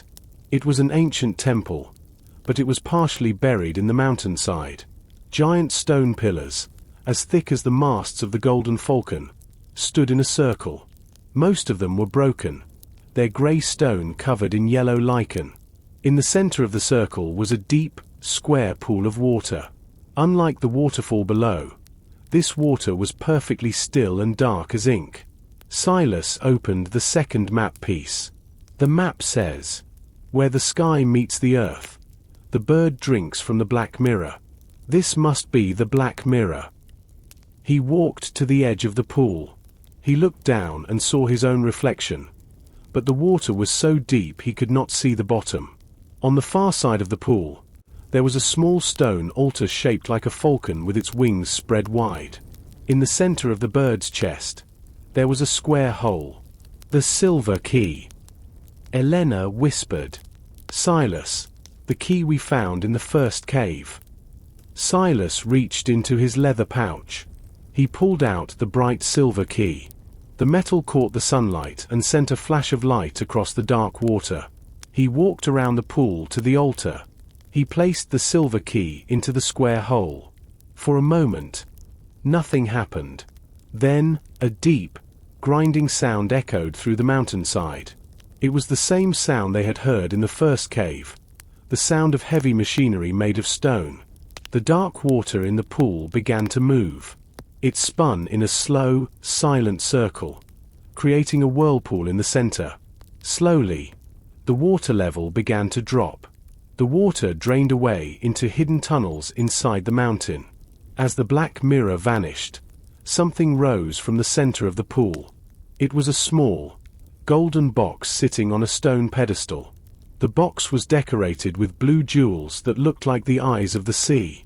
Silas reached down and picked up the box. It was surprisingly heavy. He opened the lid. Inside was a single piece of thick parchment. It was the third and final piece of the map. "We have it," Silas said, his voice full of awe. He unrolled the parchment. This piece did not show an island. It showed a specific set of coordinates and a drawing of a giant underwater arch. The Golden Falcon rests where the two currents meet, beneath the Arch of Stars. The Arch of Stars is near the edge of the bay. Elena said, her face turning pale. That is exactly where the serpent is waiting for us. Captain Vane doesn't need to find the treasure. He just needs to wait for us to sail right into his trap. Silas closed the golden box and tucked the map into his coat. Then we won't give him a choice. We have the map, we have the key, and we have a crew that's ready to fight. It's time to go back to the ship. They began their fast descent down the mountain. They didn't use the stairs this time. They slid down the mossy slopes and jumped over the small streams. They had the final secret, but the hardest part of the journey, the battle for the treasure, was about to begin. The colorful leaves of the jungle parted as Silas and Elena burst onto the pale orange sand of the beach. They were breathing hard, their clothes damp from the mountain mist, but their eyes were bright with a fierce determination. The crew of the Golden Falcon let out a rhythmic cheer that echoed off the cliffs. They had been waiting in a state of high tension, and the sight of their captain returning safely was the spark they needed. Captain! The red sails are just outside the mouth of the bay. Maria shouted, running to meet them at the water's edge. She pointed toward the open ocean, where the dark red masts of the serpent were visible past the rocky headlands. I know, Maria, Silas said, pausing to catch his breath. He pulled the golden box from his coat. We have the final piece. The treasure is at the Arch of Stars. It's an underwater formation right at the edge of the deep current. Vane knows exactly where to sit to block our path. The crew gathered around as Silas spread the 3 pieces of parchment on the wooden deck of the Golden Falcon. The map was finally complete. It showed a complex network of currents and a giant, star-shaped stone arch deep beneath the waves. We have 2 choices, Silas told the gathered adults. His voice was calm but held an edge of steel. We can stay here and wait for them to come in, which would be a bloodbath in these shallow waters. Or, we can weigh anchor and meet them head-on. We use the speed of the Golden Falcon to slip past their broadside and reach the arch first. If we move now, we have the sun at our backs. Elena added, checking the position of the afternoon sun. It will be in their eyes. It's our only tactical advantage. The decision was made. There was no more time for talk. Weigh anchor, Silas commanded. The rhythmic clinking of the capstan filled the air as 4 strong sailors pushed the heavy wooden bars. They moved in a circle, their muscles straining as they pulled the massive iron anchor from the sandy floor of the bay. Thomas and Sarah worked the main halyards, their hands moving with practiced speed to unfurl the white sails. Marco climbed to the crow's nest, his eyes locked on the red-sailed predator waiting in the distance. Maria took her station by the stern chasers, ensuring the cannons were primed and the slow matches were lit. The Golden Falcon felt like a living thing as the wind caught the canvas. The ship leaned slightly to the left, the wooden hull groaning in a familiar, comforting way. They moved out of the quiet, colorful bay and into the darker, choppier waters of the transition zone. Silas took the wheel himself, feeling the vibration of the sea through the wood. He could see the serpent clearly now. The rival ship was beginning to move, turning its side toward them to bring its heavy cannons to bear. Captain Vane was no longer waiting. He was preparing to fire. "Hold your positions," Silas cried out. "We don't fire until we see the whites of their eyes. We're not here to sink them. We're here to outrun them." The 2 ships began a deadly dance at the edge of the island of flowers. The Arch of Stars was close, but the path to it was blocked by iron and fire. The hunt for the Golden Falcon had reached its final, most dangerous stage. The gap between the 2 ships closed with terrifying speed. The Serpent was a larger vessel, its dark red sails casting a bloody shadow over the water. Captain Vane had positioned his ship perfectly, cutting off the deep water channel. As the Golden Falcon surged forward, Silas saw the dark muzzles of Vane's cannons slide out from their ports. "Down! Everyone get down!" Silas roared. A split second later, the side of the Serpent disappeared behind a massive wall of white smoke and orange fire. The sound was a rhythmic succession of thunderclaps that shook the very air.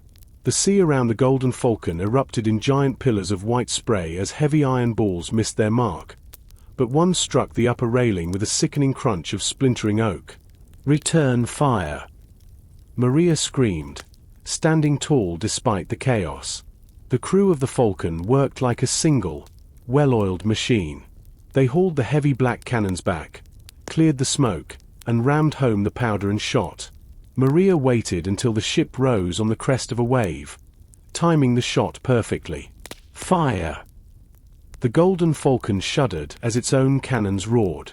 The recoil sent the heavy iron tubes rolling back against their thick rope tackles. Silas didn't wait to see the damage. He pulled the wheel hard to the right, using the speed of the current to skip the ship across the surface like a flat stone. "Marco, tell me we're close." Silas yelled over the whistling of the wind and the smell of sulphurous smoke. "Directly ahead, Captain." Marco shouted from the mast, pointing toward a patch of water that looked different from the rest. Beneath the surface, the water changed from deep blue to a shimmering, ethereal turquoise. Through the crystal-clear waves, they could finally see it. The Arch of Stars. It was a massive, natural bridge of white stone deep on the ocean floor. It was covered in bioluminescent coral that pulsed with a soft, rhythmic light, looking like a constellation of stars fallen into the sea. "The current is pulling us right toward the center of the arch." Elena cried out, checking the depth with a weighted line. "But the water is getting shallow. If we don't time this right, the keel will hit the stone." Another broadside from the Serpent whistled overhead, tearing a hole in the Falcon's secondary sail. Vane was closing in, desperate to stop them before they reached the landmark. The red ship was larger and drew more water. It couldn't follow them directly over the arch without crashing. "Hold steady." Silas braced his feet against the deck. "We're going over." The ship reached the edge of the underwater formation. For a heart-stopping moment, the sound of the battle faded, replaced by the deep, rushing hum of the current passing through the stone arch. The Golden Falcon seemed to lift, carried by a surge of water that moved with unnatural precision. They glided directly over the glowing stars of the arch, the white stone visible just feet beneath the hull. The Serpent tried to follow, but a loud, grinding roar of wood hitting stone echoed across the bay. Vane had steered too close. The red ship groaned and tilted sharply to one side, its momentum halted by the very treasure site it sought to plunder. "We're through." Thomas cheered, waving his hat. They had passed the Arch of Stars, leaving the crippled Serpent behind in the shallows. But the map showed that the arch was not just a landmark, it was a doorway. As the Golden Falcon slowed in the quiet water on the other side, Silas looked back. The glow from the underwater stars was becoming brighter, illuminating a hidden cavern entrance beneath the arch that was only visible from this side. The roar of the battle was replaced by a heavy, profound silence. The Golden Falcon floated in a hidden lagoon, protected from the open sea by the massive white stone of the Arch of Stars. Behind them, the Serpent remained stuck on the reef, its red sails fluttering like a broken wing. Silas didn't celebrate yet. His eyes were fixed on the shimmering turquoise water directly beneath the archway. "The current has stopped pulling," Elena noted, checking the water's surface. "It's as if the sea itself is holding its breath." Silas, Elena, Marco, and Thomas lowered the small boat once more. This time, the atmosphere was different. They weren't just looking for a map or a key. They were looking for the end of a 10-year mystery. They rowed toward the base of the arch where the bioluminescent light was strongest. As they moved under the shadow of the stone, a hidden opening revealed itself. It was a sea cave, its entrance just wide enough for their boat. The walls were not dark and damp like the first cave. They were covered in a rare, glowing moss that turned the entire cavern into a hall of soft, pulsing blue light. "Look at the floor," Marco whispered, pointing down. Through the clear water, they saw thousands of gold coins scattered across the white sand. But they weren't just lying there. They were arranged in the shape of giant wings. At the center of the cavern, rising out of the shallow water, was a stone pedestal. And on that pedestal sat the prize.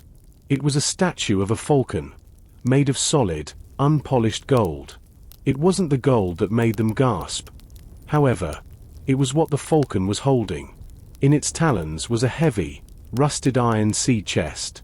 "My father's chest," Silas said, his voice trembling. He recognized the markings on the lid, the crest of Captain Marcus. They stepped out of the boat into the waist-deep water. The sand felt soft, like silk.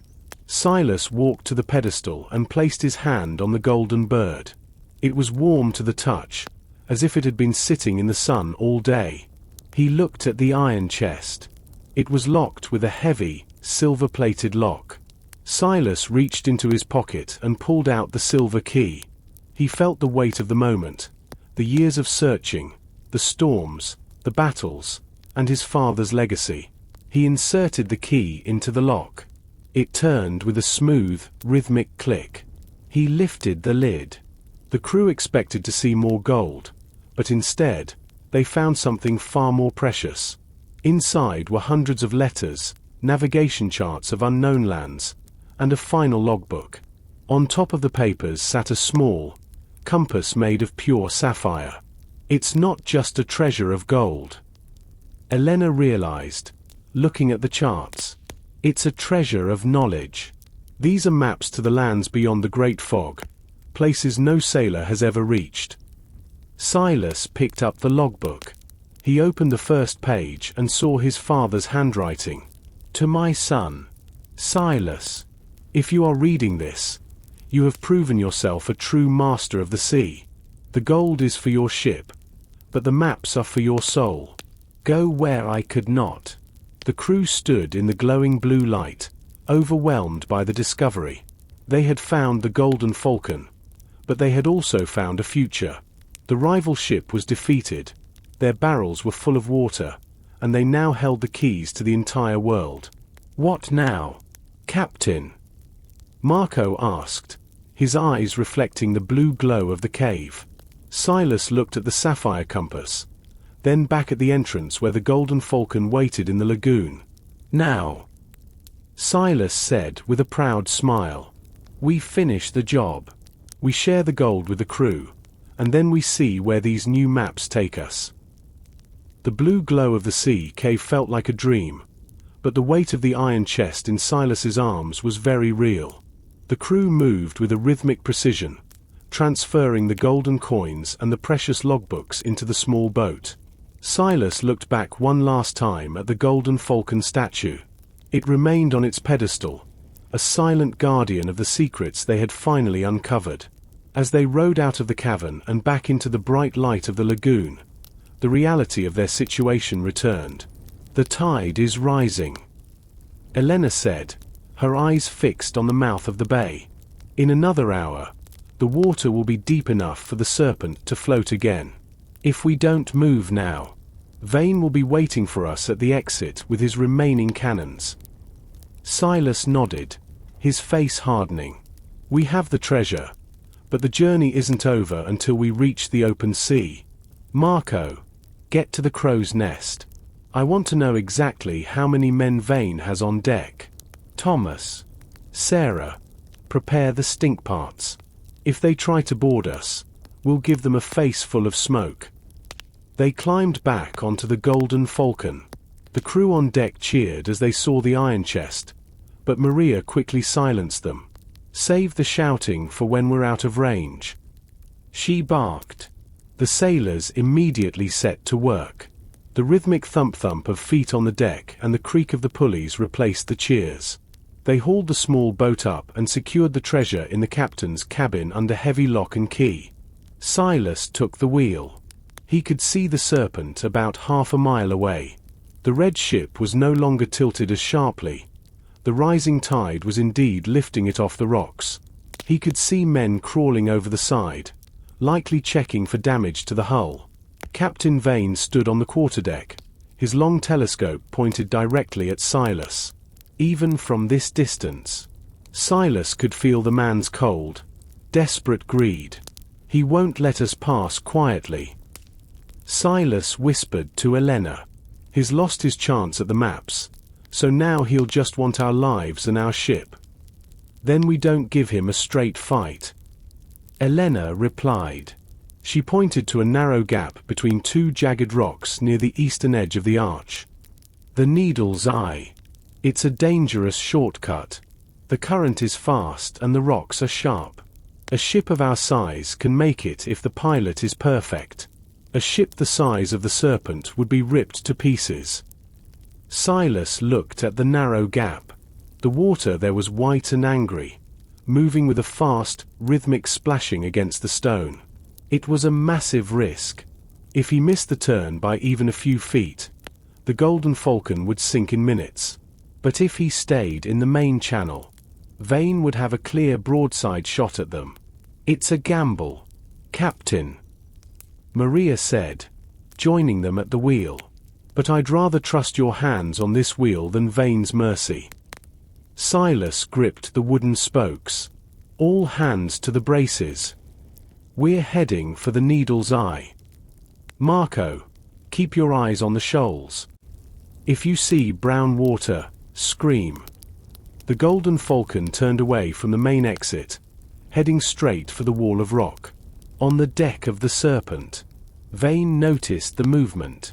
He began shouting orders, his crew desperately trying to pull the red ship into deeper water to intercept. But the Falcon had the wind and the faster current.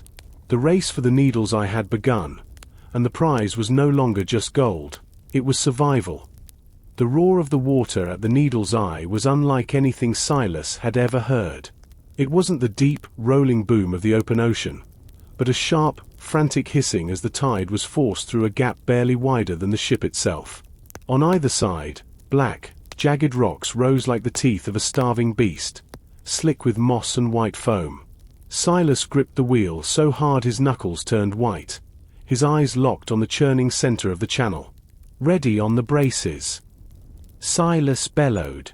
"If I call for a turn, I want those sails moved before the echo dies." The Golden Falcon entered the throat of the passage. The current seized the hull, pulling the ship forward with a sudden, violent jerk. To the crew, it felt as though a giant hand had reached beneath the waves and begun dragging them toward destruction.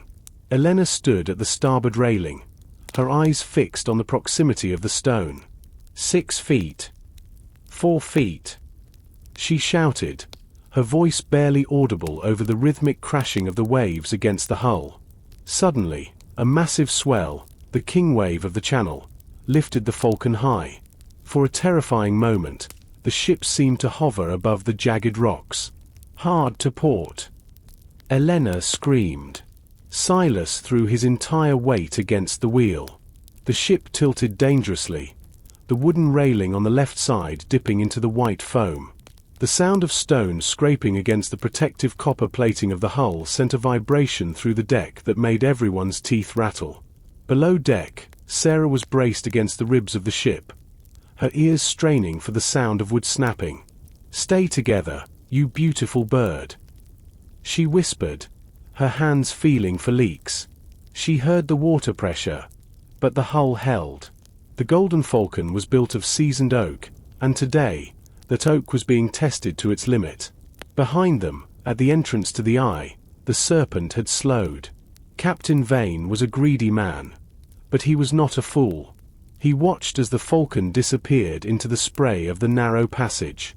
He barked an order to fire the bow chasers, a final, desperate attempt to stop Silas.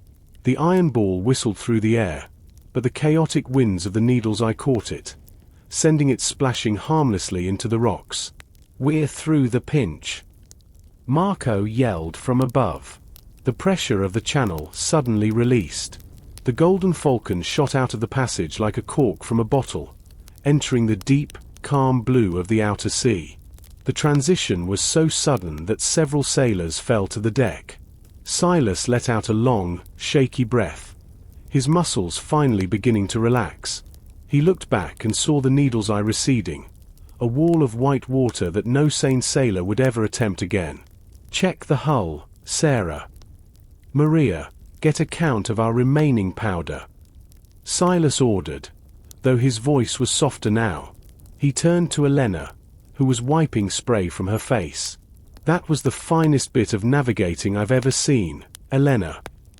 "It wasn't navigation, Silas," she replied with a small, weary smile. "It was a miracle." They were in open water now, and the island of flowers was becoming a colorful blur on the horizon. The first hurdle was cleared, but the sapphire compass in Silas's pocket was already beginning to pulse with a faint, rhythmic light, signaling that the true journey, the journey into the unknown, was only just beginning. With the needle's eye behind them and the red sails of the Serpent fading into the sea mist, a strange quiet settled over the Golden Falcon. The crew, usually boisterous after a victory, moved with a hushed, rhythmic efficiency. They all felt it, the weight of the chest in the captain's cabin and the mysterious hum that seemed to vibrate through the very wood of the ship. Silas sat at his small wooden desk, the sapphire compass placed carefully on the center of his father's old sea chart. The compass was unlike any navigation tool Silas had ever seen. It was carved from a single, massive sapphire, deep blue and cold as the Arctic. There were no cardinal directions marked on its face, no north, south, east, or west. Instead, beneath the crystal glass, 3 silver needles floated in a clear, thick liquid. 2 of the needles spun aimlessly, but the third was locked. It pointed toward the edge of the known world, pulsing with a soft, rhythmic light that matched the beat of Silas's own heart. "It's not pointing to land," Elena said, stepping into the cabin. She had been watching the horizon for an hour. "If we follow that needle, we're heading straight into the dead zone, the part of the ocean where the currents stop and the wind never blows. My father called it the Sea of Glass," Silas replied, his voice a low whisper. He traced the line of the needle with his finger. He believed that the lack of wind wasn't a curse, but a gate. He wrote that the sapphire compass doesn't look for the wind, it looks for the deep stream, an underwater current that moves with the power of the tides. He looked up at Elena, his eyes reflecting the blue glow of the gem. The treasure in the chest wasn't just gold, Elena. It was the logs of a man who saw things no one else believed. He found a way to sail without wind. If we follow this, we won't just be pirates or explorers. We'll be the first people in a century to cross the Great Fog. The crew is already talking, Silas, Elena warned, leaning against the doorframe. Rico and Ben are looking at the gold coins we brought up. They want to turn back to the mainland, live like kings in a port city. They don't want to sail into a place where the wind dies. Silas stood up, snapping the compass shut. The rhythmic click of the latch sounded like a period at the end of a sentence. "Then I need to remind them why we are here. A king in a port city is just a target for the next pirate, but a man who knows the secrets of the world. He's a legend." They walked out onto the deck. The sun was beginning to set, painting the sky in bruises of purple and gold. Silas gathered the crew by the main mast. He didn't show them the gold. Instead, he held up the sapphire compass. "Many of you joined this ship for a share of a dead man's gold," Silas began, his voice carrying over the sound of the waves. "And you have earned your share. But I have found something better. I have found the path to the new world. A place where the gold is as common as sand, and no king can tell us what to do. The path is dangerous. The wind will fail us. But this compass will not." He looked at Rico and Ben. "If you want to leave with your gold, I will put you on a boat at the next trade island. But if you want to be the men who discovered what lies beyond the horizon, then stay. We sail where the needle points." A long silence followed. Then, Marco stepped forward. "I didn't climb those mountains to go back to a bakery or a dock, Captain. I'm with you." One by one, the others nodded. The rhythmic sound of their agreement, a low murmur of "Aye, Captain," filled the air. The Golden Falcon turned her prow away from the safe ports and toward the unknown, guided by the heartbeat of a blue stone. The transition was not sudden, but a slow, rhythmic fading of the world's motion. On the third day after leaving the Island of Flowers, the whitecaps on the waves began to disappear. The constant, comforting spray against the hull died down until the ocean surface was as flat and polished as a sheet of dark obsidian. The wind, which had been a steady companion, flickered like a dying candle before vanishing entirely. The great white sails of the Golden Falcon hung limp and heavy, no longer catching the breath of the sky. "It's here," Silas whispered, looking over the side. "The sea of glass." The silence was heavy. Without the sound of the wind or the rushing water, every noise on the ship became magnified. The rhythmic clack of a loose pulley sounded like a hammer against an anvil. The crew moved with hesitant steps, as if they were afraid to break the mirror-like surface of the sea. The sun beat down with a relentless, dry heat, turning the deck into a griddle. "We're dead in the water, Captain," Rico muttered, wiping sweat from his eyes. "No wind means no movement. We'll rot out here." Silas didn't answer immediately. He took out the sapphire compass. The silver needle was no longer pulsing. It was glowing with a steady, fierce blue light. It pointed downward, toward the dark depths beneath the keel. "We aren't stopped, Rico," Silas said, his voice ringing across the quiet deck. "Look at the bubbles." The crew crowded the railing. Small clusters of sea foam were moving past the hull, but the ship wasn't making them. The water itself was moving. They were caught in the deep stream, a powerful underwater river that flowed beneath the stagnant surface. "The compass is locked onto the current," Elena explained, pointing to the compass. "We don't need the wind. The current is carrying us, but we have to stay perfectly aligned with the flow. If we drift an inch to the left or right, we'll lose the stream and be truly stuck." To stay in the stream, Silas ordered the long sweeps, the massive wooden oars, to be brought out. It wasn't about rowing the whole ship. It was about using the oars as rudders to keep the Golden Falcon centered in the invisible river. The sailors worked in shifts, their movements becoming a rhythmic, synchronized labor. Pull, dip, push. The heat was brutal, but the sight of the bubbles moving faster and faster gave them hope. As night fell, the sea of glass became even more surreal. The stars above were reflected perfectly in the water below, making it feel as if the ship were floating in the center of the universe. There was no horizon, only an endless sphere of light and darkness. "It's beautiful," Marco whispered from the mast. "But it feels like we're sailing into a dream." Silas watched the compass. The light was changing color, turning from blue to a pale, ghostly white. The deep stream was taking them deeper into the dead zone, toward the heart of the great fog. They were moving at a speed no wind could ever provide. But Silas knew that the further they went into the glass, the harder it would be to ever find their way back. The sea of glass eventually gave way to something far more claustrophobic. The great fog did not roll in like a storm. It simply manifested, a pale, vertical wall of mist that swallowed the stars and the reflections alike. As the Golden Falcon crossed the threshold, the world shrank to the length of the deck. The rhythmic creak of the ship's timbers, once a background melody, now sounded like the groaning of an ancient giant. The white light from the sapphire compass grew blindingly bright, cutting a sharp, icy path through the vapor. "Don't lose the rhythm," Silas shouted, his voice muffled by the thick air. The oarsmen were struggling. In the absence of wind, the heat had been replaced by a damp, bone-chilling cold. The mist clung to their skin like wet wool. Every few minutes, the sapphire compass would emit a soft, rhythmic pulse, and Silas would signal the rowers to adjust their angle. They were no longer just sailing. They were threading a needle through a void. Elena stood at the prow, a lantern in one hand and her father's old sextant in the other, though the latter was useless here. "The water is changing, Silas," she called back. "It's thick, like oil." Silas stepped to the railing and looked down. The deep stream was still carrying them, but the surface was littered with strange, pale objects.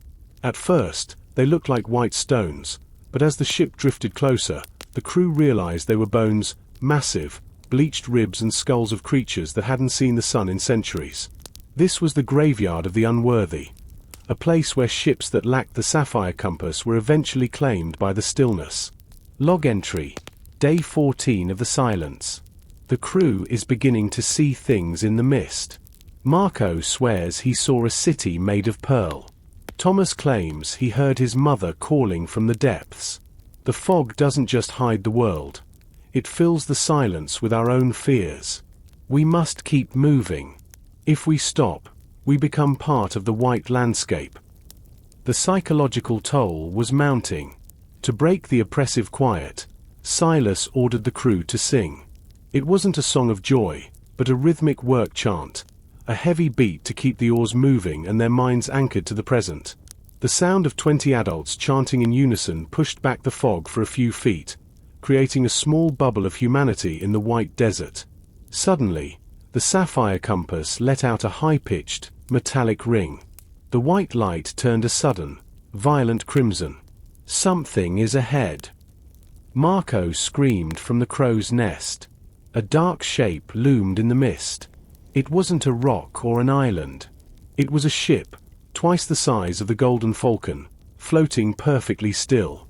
Its sails were tattered ribbons, and its hull was encrusted with glowing, ghostly barnacles. It sat directly in the path of the deep stream. "It's a blockade," Elena whispered, drawing her sword. "A ghost ship." "No," Silas said, spotting a familiar marking on the rotting stern. "It's a warning. That's the Vanguard, the ship my father's rival sailed 30 years ago. If it's still here, it means the current doesn't just lead to a new world. It leads to a guardian." The Golden Falcon drifted closer, the rhythmic slap of the oily water against the hull the only sound in the sudden, terrifying silence. They were about to find out what happened to those who followed the compass but lacked the heart to finish the journey. The Golden Falcon drifted within a few feet of the Vanguard. The silence was so heavy it felt like a physical weight on the sailors' shoulders. Up close, the ghost ship was a nightmare of rot and glowing fungus. The wood was no longer brown but a sickly, translucent grey. The deep stream current was creating a rhythmic gurgle as it was forced between the two hulls, a sound like a hungry throat. "I'm going over," Silas said, his voice a low rasp.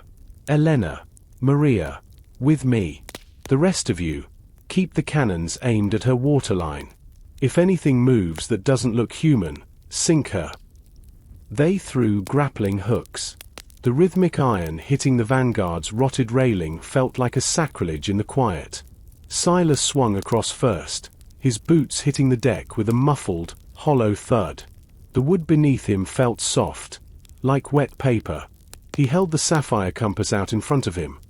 Its red light was now a steady, angry glare, illuminating the swirling mist in shades of crimson. The deck of the Vanguard was empty, but it wasn't abandoned, it was paused.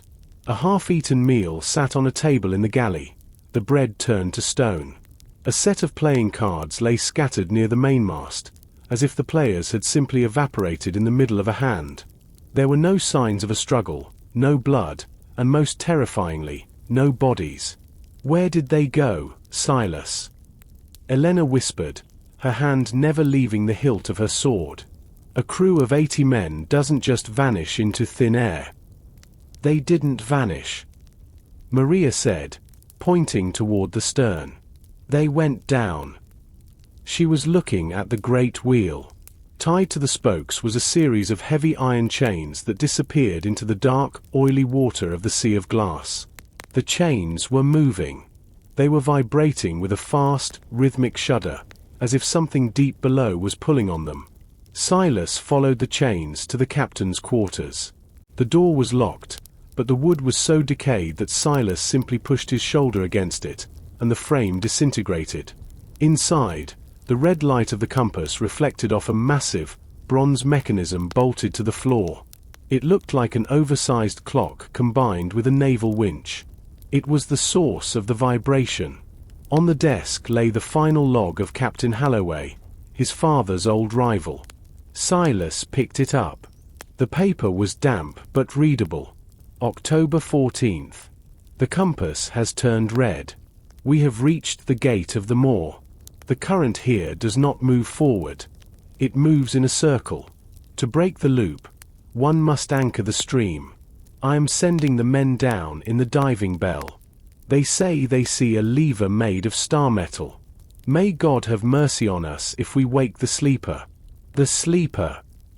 Elena asked, leaning over his shoulder. Suddenly, the red light of the sapphire compass began to blink rapidly. The rhythmic shudder of the chains grew into a violent shaking. The entire vanguard began to groan as the chains were pulled taut by something immense beneath the surface.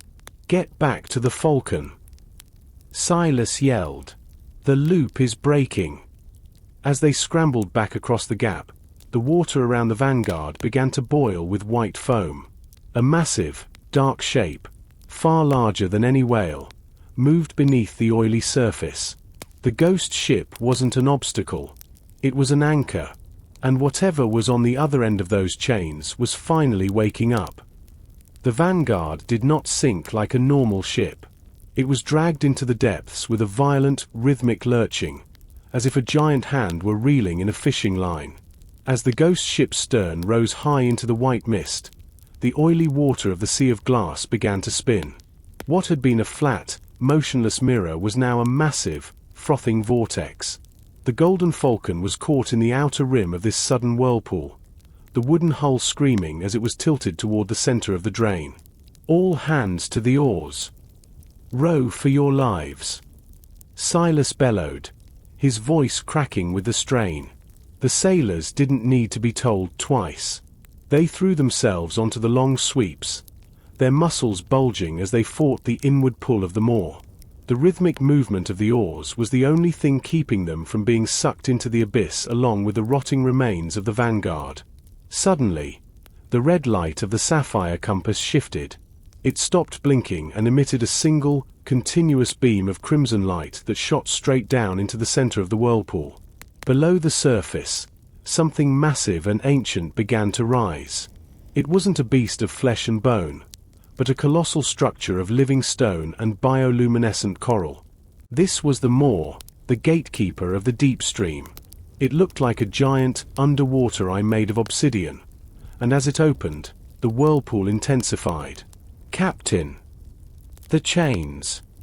Marco screamed, pointing toward the sinking vanguard. As the ghost ship disappeared into the dark center of the eye, the iron chains snapped.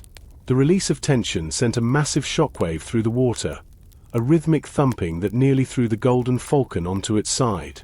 "Look at the compass!" Elena shouted, bracing herself against the mainmast. The sapphire compass had turned a brilliant, electric violet. The silver needle wasn't just pointing anymore. It was vibrating so fast it created a humming sound that resonated in the sailors' chests. Notes from the captain's log. "The moor is not a monster. It is a mechanism. It requires a sacrifice of iron and wood to reset the currents. The vanguard has paid our toll. The vortex is no longer pulling us in. It is pushing us forward." As if responding to Silas's realization, the direction of the water's spin reversed. The Golden Falcon was no longer fighting an inward drain. It was being propelled outward by a surge of white water. The ship shot forward, riding the crest of a massive wave that burst through the white silence of the fog. The mist began to thin. The oppressive cold vanished, replaced by a sudden, balmy wind that smelled of cinnamon and salt. The sapphire compass returned to its calm, rhythmic blue pulse. "We're through," Silas whispered, looking at the horizon. In front of them, the sea of glass was gone. The ocean was a vibrant, sparkling turquoise, and the sky was filled with 3 suns of different sizes, casting a strange, triple shadow across the deck.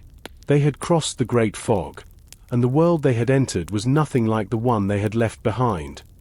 The crew of the Golden Falcon stood paralyzed, their eyes shielding against a sky that defied every law of nature they had ever known. Above them, 3 suns hung in a triangular formation, a massive, pale yellow orb, a smaller, intense white star, and a distant, copper-red sun that bathed the horizon in a perpetual twilight.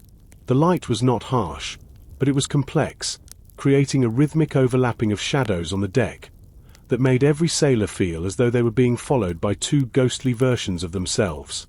"Look at the shadows," Marco whispered, his voice trembling as he stepped away from the mast. "I have 3 shadows. Silas, which one is the real me?" Silas didn't answer immediately. He was focused on the water. The turquoise sea wasn't just clear. It was vibrant, as if the water itself were a source of light. Schools of fish with translucent wings glided above the surface, their scales refracting the triple light into shimmering rainbows.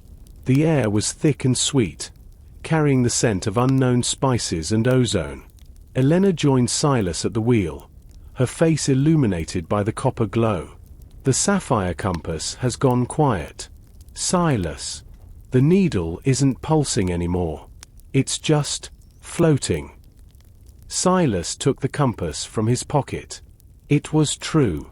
The silver needle, once so frantic and determined, was now drifting lazily in the blue liquid. He realized that the compass had done its job. It had acted as a bridge between worlds. Now that they were here, they were on their own. "We need to understand how to navigate this place," Silas said, his voice regaining its command. "Our old charts are useless. The stars won't be the same tonight, if there even is a night. If those suns don't set at the same time, we might never see the darkness." He turned to the crew, seeing the mix of awe and terror on their faces. "Listen to me. We have crossed the threshold of the known world. We have found what my father only dreamed of. This is the new world, and every piece of gold we found in that cave is a pittance compared to the discovery of this sea. But we are still sailors, and a ship without a heading is just a piece of driftwood." Maria stepped forward, her hand on the hilt of her cutlass. "The water is fresh, Captain. I tasted the spray. It's not salt. It's like mountain spring water." This news sent a wave of relief through the crew. Fresh water meant they could survive indefinitely, even if they didn't find land immediately. However, Silas knew that the lack of salt would change how the ship handled. The buoyancy would be different, and the wood of the hull would react to the lack of salt. "Sarah, check the draft," Silas ordered. "I want to know how deep we're sitting in this fresh sea." "Thomas, check the food stores. I want to know if the heat from 3 suns is going to spoil our salt pork any faster." As the crew scrambled to their duties, Silas looked back at the great fog. It was a solid wall of white behind them, a barrier that seemed impossible to re-enter. They were trapped in paradise, and as the copper sun began to dip lower while the yellow sun remained high, Silas realized that the rhythm of their lives was about to change forever. The 3 suns did not set in unison. As the copper sun dipped below the horizon, the sky turned a bruised shade of violet, yet the yellow and white suns remained stubbornly high, casting long, intersecting shadows that seemed to dance across the deck of the Golden Falcon. The crew was exhausted. The strange light and the lack of a true night were beginning to fray their nerves. Every time a sailor turned, their triple shadows mimicked their movements with a slight, rhythmic delay, creating the illusion that the ship was crowded with ghosts. "The ship is sitting lower in the water, Captain," Sarah reported, her brow furrowed as she looked at the markings on the hull. Fresh water isn't as buoyant as salt. We're drawing nearly a foot more than we did in the old world. If we hit a reef, we won't just scrape, we'll crack like an egg. Silas nodded, his eyes scanning the turquoise expanse. The water was so clear it was disorienting. It felt as though they were flying over a landscape rather than sailing on a sea. We need to find land before the crew loses their minds to the heat. Marco, what do you see? Glass. Captain. I see glass. Marco shouted from the crow's nest. Silas grabbed his telescope. In the distance, rising from the shimmering water, was a series of jagged, translucent towers. They weren't made of stone or wood, but a material that looked like smoked quartz. As the Golden Falcon drifted closer, the sailors heard a sound, a low, rhythmic chiming, like thousands of crystal bells vibrating in the wind. It's not glass. Elena whispered, leaning over the railing. It's coral, but it's grown in a world without salt. The crystal shoals were a labyrinth of translucent spires that reached up from the sea floor. Schools of fish with scales like polished mirrors darted between the towers, their movements creating flashes of light that forced the sailors to squint. The ship slowed as the current began to wind through the crystal forest. The sound of the hull brushing against the smaller growths was a delicate, rhythmic scraping that set everyone's teeth on edge. The sapphire compass is humming again, Silas said, pulling the device from his pocket. The needle wasn't pointing forward. It was spinning slowly in a rhythmic circle, its blue light pulsing in time with the chiming of the coral. It's not a map anymore. It's a tuning fork. It's reacting to the vibrations of this place. Suddenly, the water ahead began to churn. A massive shape, translucent and graceful, rose from the depths. It was a ray, but it was the size of a mainmast, its wings made of a flexible, glass-like membrane. It glided over the Golden Falcon, its shadow passing over the deck in a rhythmic sweep. Is it attacking? Maria asked, her hand moving to the hilt of her sword.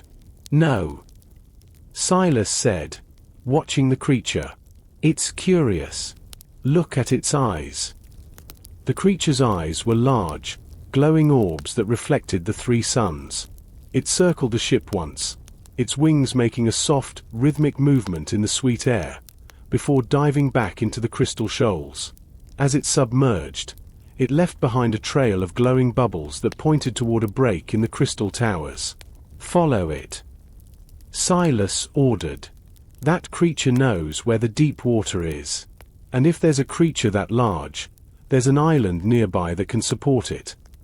The Golden Falcon eased deeper into the shimmering maze, guided by a ghost of the glass sea. They were no longer just survivors of a storm. They were guests in a living jewelry box, and the rhythm of the new world was finally beginning to sync with their own. The Golden Falcon cleared the last of the crystal towers, the rhythmic chiming finally fading into a soft, distant hum. As the shimmering maze fell away, a massive landmass loomed on the horizon, but it was unlike any island on Silas's old charts. It did not sit firmly in the sea. Instead, it appeared to be a series of tiered mountain peaks connected by massive, flowering vines, with the lowest level skimming the surface of the turquoise water. Land ho! Marco's voice cracked from the crow's nest, a mix of exhaustion and genuine wonder. Silas stood at the bow, the triple light of the suns warming his face in a complex pattern of heat. The island was a riot of colors that defied the spectrum he knew. The trees had leaves like iridescent feathers, and waterfalls did not just fall.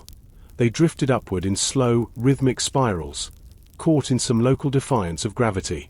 It's not just an island, Elena whispered, her hand shielding her eyes from the intensity of the white sun.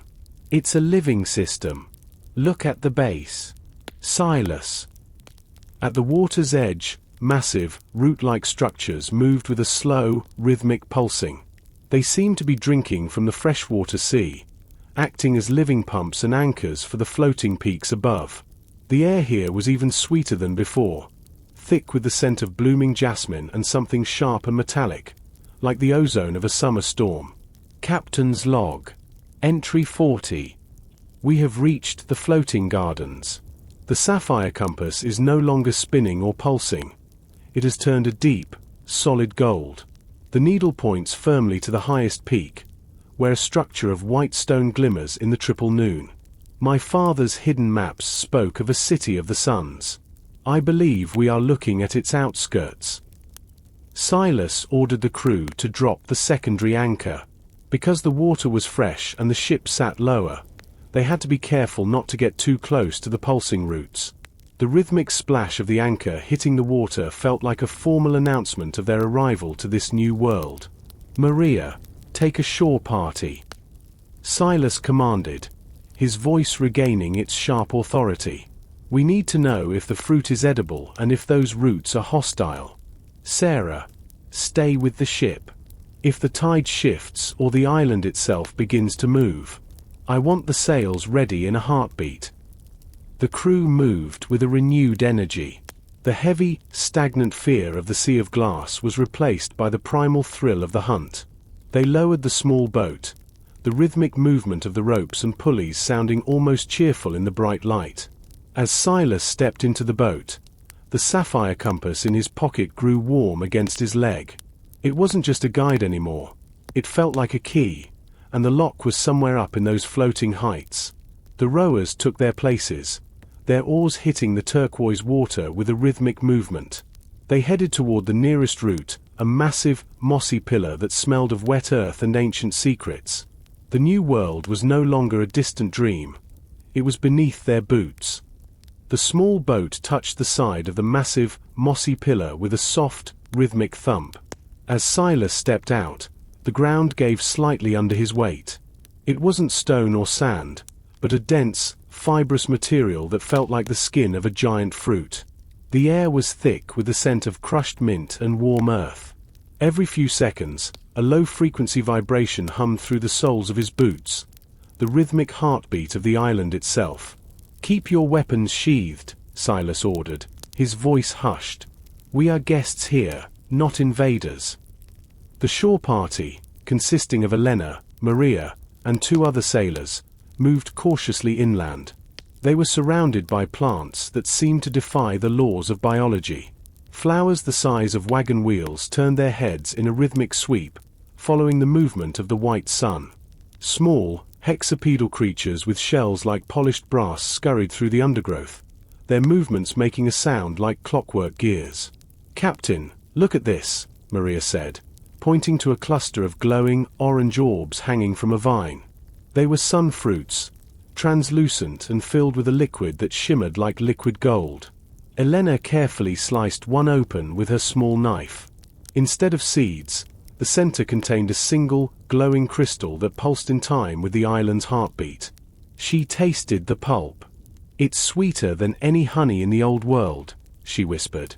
And it feels energizing. As they ate, the fatigue of the sea of glass seemed to melt away. Their senses sharpened. Silas looked up at the towering heights above. The vine bridges that connected the mountain peaks were thick as the Golden Falcon's hull and covered in iridescent moss. They were the only way up. Suddenly, the sapphire-turned gold compass in Silas's pocket let out a sharp, rhythmic chirp. The needle began to spin, not in a circle, but vertically, pointing straight up toward the highest peak. The island knows we're here, Silas said, feeling a strange sense of belonging. And it's inviting us to climb. The ascent began at the base of a vine that spiraled upward toward the second tier of the floating gardens. The climb was not as difficult as it looked. The moss on the vines provided a perfect, rhythmic grip for their hands and feet. However, as they climbed higher, the gravity began to fluctuate. At times, they felt light as feathers, able to leap 20 feet with a single bound. At others, the weight of the world seemed to press down on them, making every step a rhythmic struggle. "Don't look down!" Marco shouted from below. He had insisted on joining the party at the last second. Far below, the Golden Falcon looked like a toy ship floating on a turquoise mirror. The triple suns created a dizzying array of shadows on the mountainside.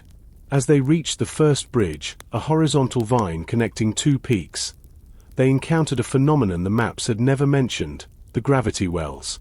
In certain spots, the air shimmered with a pale violet light. Objects caught in these wells would drift upward in a slow, rhythmic dance. Silas watched as a loose stone from the path floated past his head, spinning lazily.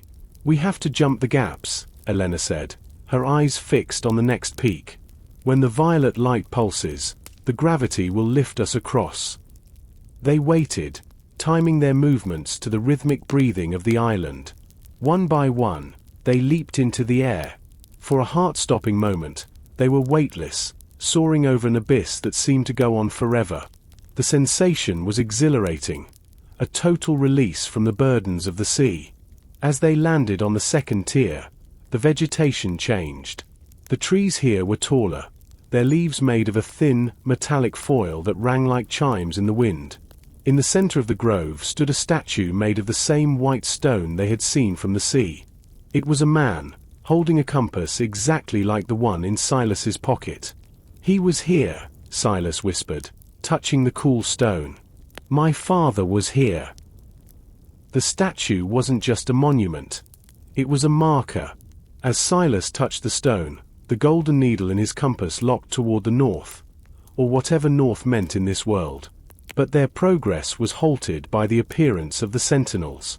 They emerged from the metallic trees with a rhythmic, metallic clanking.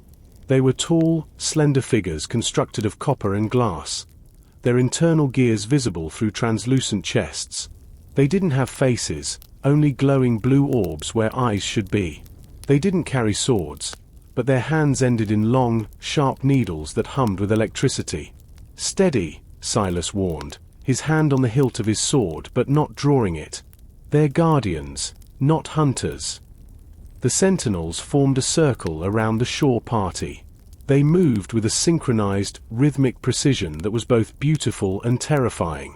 One of the automatons stepped forward and tilted its head. A series of clicks and whistles echoed through the grove, a language of mathematics and music.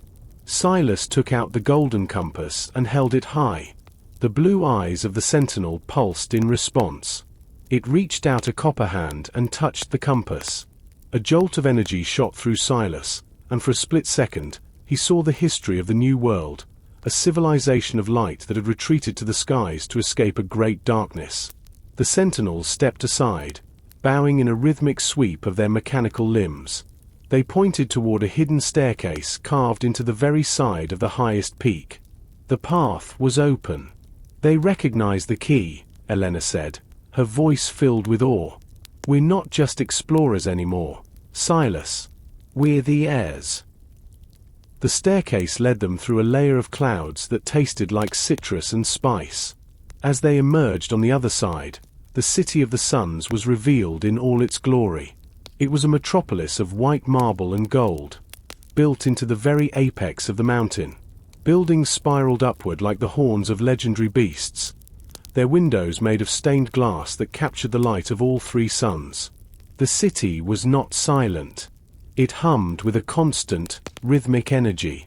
There were no streets, only bridges of light that connected the towers. In the plazas, fountains of liquid light splashed into basins of pearl, creating a rhythmic shimmer that illuminated the faces of the crew. "Is it empty?" Maria asked, her voice echoing off the high walls. "No," Silas replied, pointing to the balconies above. The inhabitants of the city were there, watching them. They were tall and ethereal, their skin the color of twilight and their hair like spun silver. They moved with a rhythmic, flowing grace, their long robes trailing behind them like clouds. They didn't seem afraid. They seemed expectant. At the center of the city stood the Great Observatory. It was a massive dome of crystal that housed a replica of the trinary sun system. As Silas and his crew approached, the massive doors swung open. A woman stepped out. She wore a crown of sapphire and a robe that changed color as she moved. She looked at Silas, and for the first time in his life, the captain felt small. "You have taken a long time to return," son of Marcus," she said, her voice a rhythmic melody that filled his mind. Inside the great observatory, the air was cool and filled with the scent of old parchment and starlight. This was the Celestial Archive, the repository of all knowledge from both the old world and the new. Thousands of crystal cylinders lined the walls, each one containing the memories and maps of generations. The queen of the city, whose name was Lyra, led them to a central pedestal. "Your father did not just leave you a map to gold," she explained, her hands moving in a rhythmic gesture over a glowing holographic map of the two worlds. "He left you a map to the balance. The great fog is growing. If the gate at the Arch of Stars is not maintained, the worlds will collide." Silas looked at the map. He saw the sea of glass, the moor, and the island of flowers. But he also saw a darkness creeping in from the edges, the entropic tide. "The treasure you found was a down payment on a debt," Lyra continued. "To save your world, you must become the guardian of the gate. The Golden Falcon is not just a ship. It is the only vessel capable of carrying the etheric core back to the moor." The crew looked at each other. They had come for gold and glory, and now they were being asked to save the world. The rhythmic pulse of the city's heart seemed to grow louder, demanding an answer. "We came as pirates," Silas said, looking at his crew. "But we can leave as something more. What do you say?" One by one, the sailors nodded. They had seen the beauty of this world, and they knew the squalor of the one they had left behind. They wouldn't let either one perish. Just as they prepared to receive the etheric core, a dark shadow fell over the City of the Suns. From the clouds below, a familiar, rhythmic pounding of drums echoed. It was the war drums of the serpent. "He followed us," Elena gasped, running to the edge of the terrace. Somehow, Captain Vane had survived the Needle's Eye and the moor. His ship was a charred wreck, held together by dark magic and desperation. He had reached the floating gardens and was using his remaining cannons to blast the pulsing roots of the island. "He doesn't want the balance," Silas growled. "He wants the power of the suns for himself." Vane's crew, now little more than husks of men, were climbing the vine bridges with a rhythmic, frenzied speed. They were like locusts, stripping the iridescent moss as they went. The sentinels were engaging them, but the dark energy Vane had tapped into was short-circuiting their mechanical minds. "You must take the core now," Lyra shouted over the sound of the explosions. "If Vane reaches the observatory, he will shatter the trinary balance." Silas grabbed the etheric core, a sphere of pure, white light that hummed with a rhythmic vibration. It was heavy, and it felt like holding a small star. "To the ship," he yelled. "We fight him on our deck." The descent was a rhythmic blur of combat and gravity-defying leaps. They fought their way past Vane's borders, their swords clashing in the violet light of the gravity wells. Silas led the way, the core glowing brighter with every step. They reached the beach just as the serpent drifted into the bay, its red sails tattered but its cannons still roaring. The Golden Falcon was already returning fire, Maria and Thomas working the guns with a rhythmic, deadly efficiency. "Get the core to the hold," Silas commanded as he leaped from the small boat onto the deck. The two ships locked together in a final, rhythmic embrace of wood and iron. Captain Vane leaped across the gap, his eyes glowing with the same sickly red light as the moor's vortex. He swung a cutlass made of dark iron, each blow accompanied by a rhythmic hiss of steam. "You were always too small for this world, Silas." Vane laughed, his voice a rhythmic cackle. "I will take the suns back to the old world and burn every king to ash." The duel was a rhythmic symphony of steel. Silas fought with the grace he had learned in the City of the Suns, his movements timed to the heartbeat of the island. Vane fought with the weight of a dying world. They traded blows across the deck, past the fallen masts and the smoke of the stink parts. Finally, Silas saw his opening. As the white sun reached its zenith, He used the etheric core's energy to empower his blade. With a rhythmic sweep, he shattered Vane's dark iron sword and sent the rival captain stumbling back toward the railing. "The sea doesn't want you, Vane," Silas said, his voice cold. "And neither does the sky." Vane fell into the turquoise water, but he didn't sink. The darkness within him reacted to the fresh water, creating a rhythmic boiling effect. He was pulled toward the pulsing roots of the island, becoming part of the very system he tried to destroy. But there was no time to celebrate. The island was shaking. The battle had damaged the roots, and the floating gardens were beginning to drift toward the great fog. "We have to install the core," Elena shouted. Silas ran to the center of the Golden Falcon. Beneath the mainmast was a secret chamber his father had built, a housing for a power source he never lived to find. Silas placed the etheric core into the slot. Immediately, the ship transformed. The white sails began to glow with a rhythmic luminescence. The wooden hull reinforced itself with a layer of crystal-like armor. The Golden Falcon was no longer just a ship. It was a celestial galleon. "The ship is alive," Marco yelled, his hands on the glowing wheel. "She's ready to go home," Silas said, feeling the ship's rhythm sync with his own. "Elena, set the course for the Arch of Stars. We have a gate to lock." With a rhythmic surge of power, the Golden Falcon rose from the water. It didn't need the wind or the current. It flew, its glowing sails catching the light of the three suns as it headed back toward the white wall of the fog. The journey back through the great fog was a rhythmic sprint. The Golden Falcon sliced through the mist like a hot knife through wax.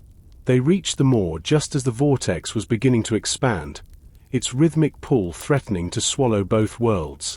Silas stood at the prow, the etheric core's energy flowing through him. "Now!"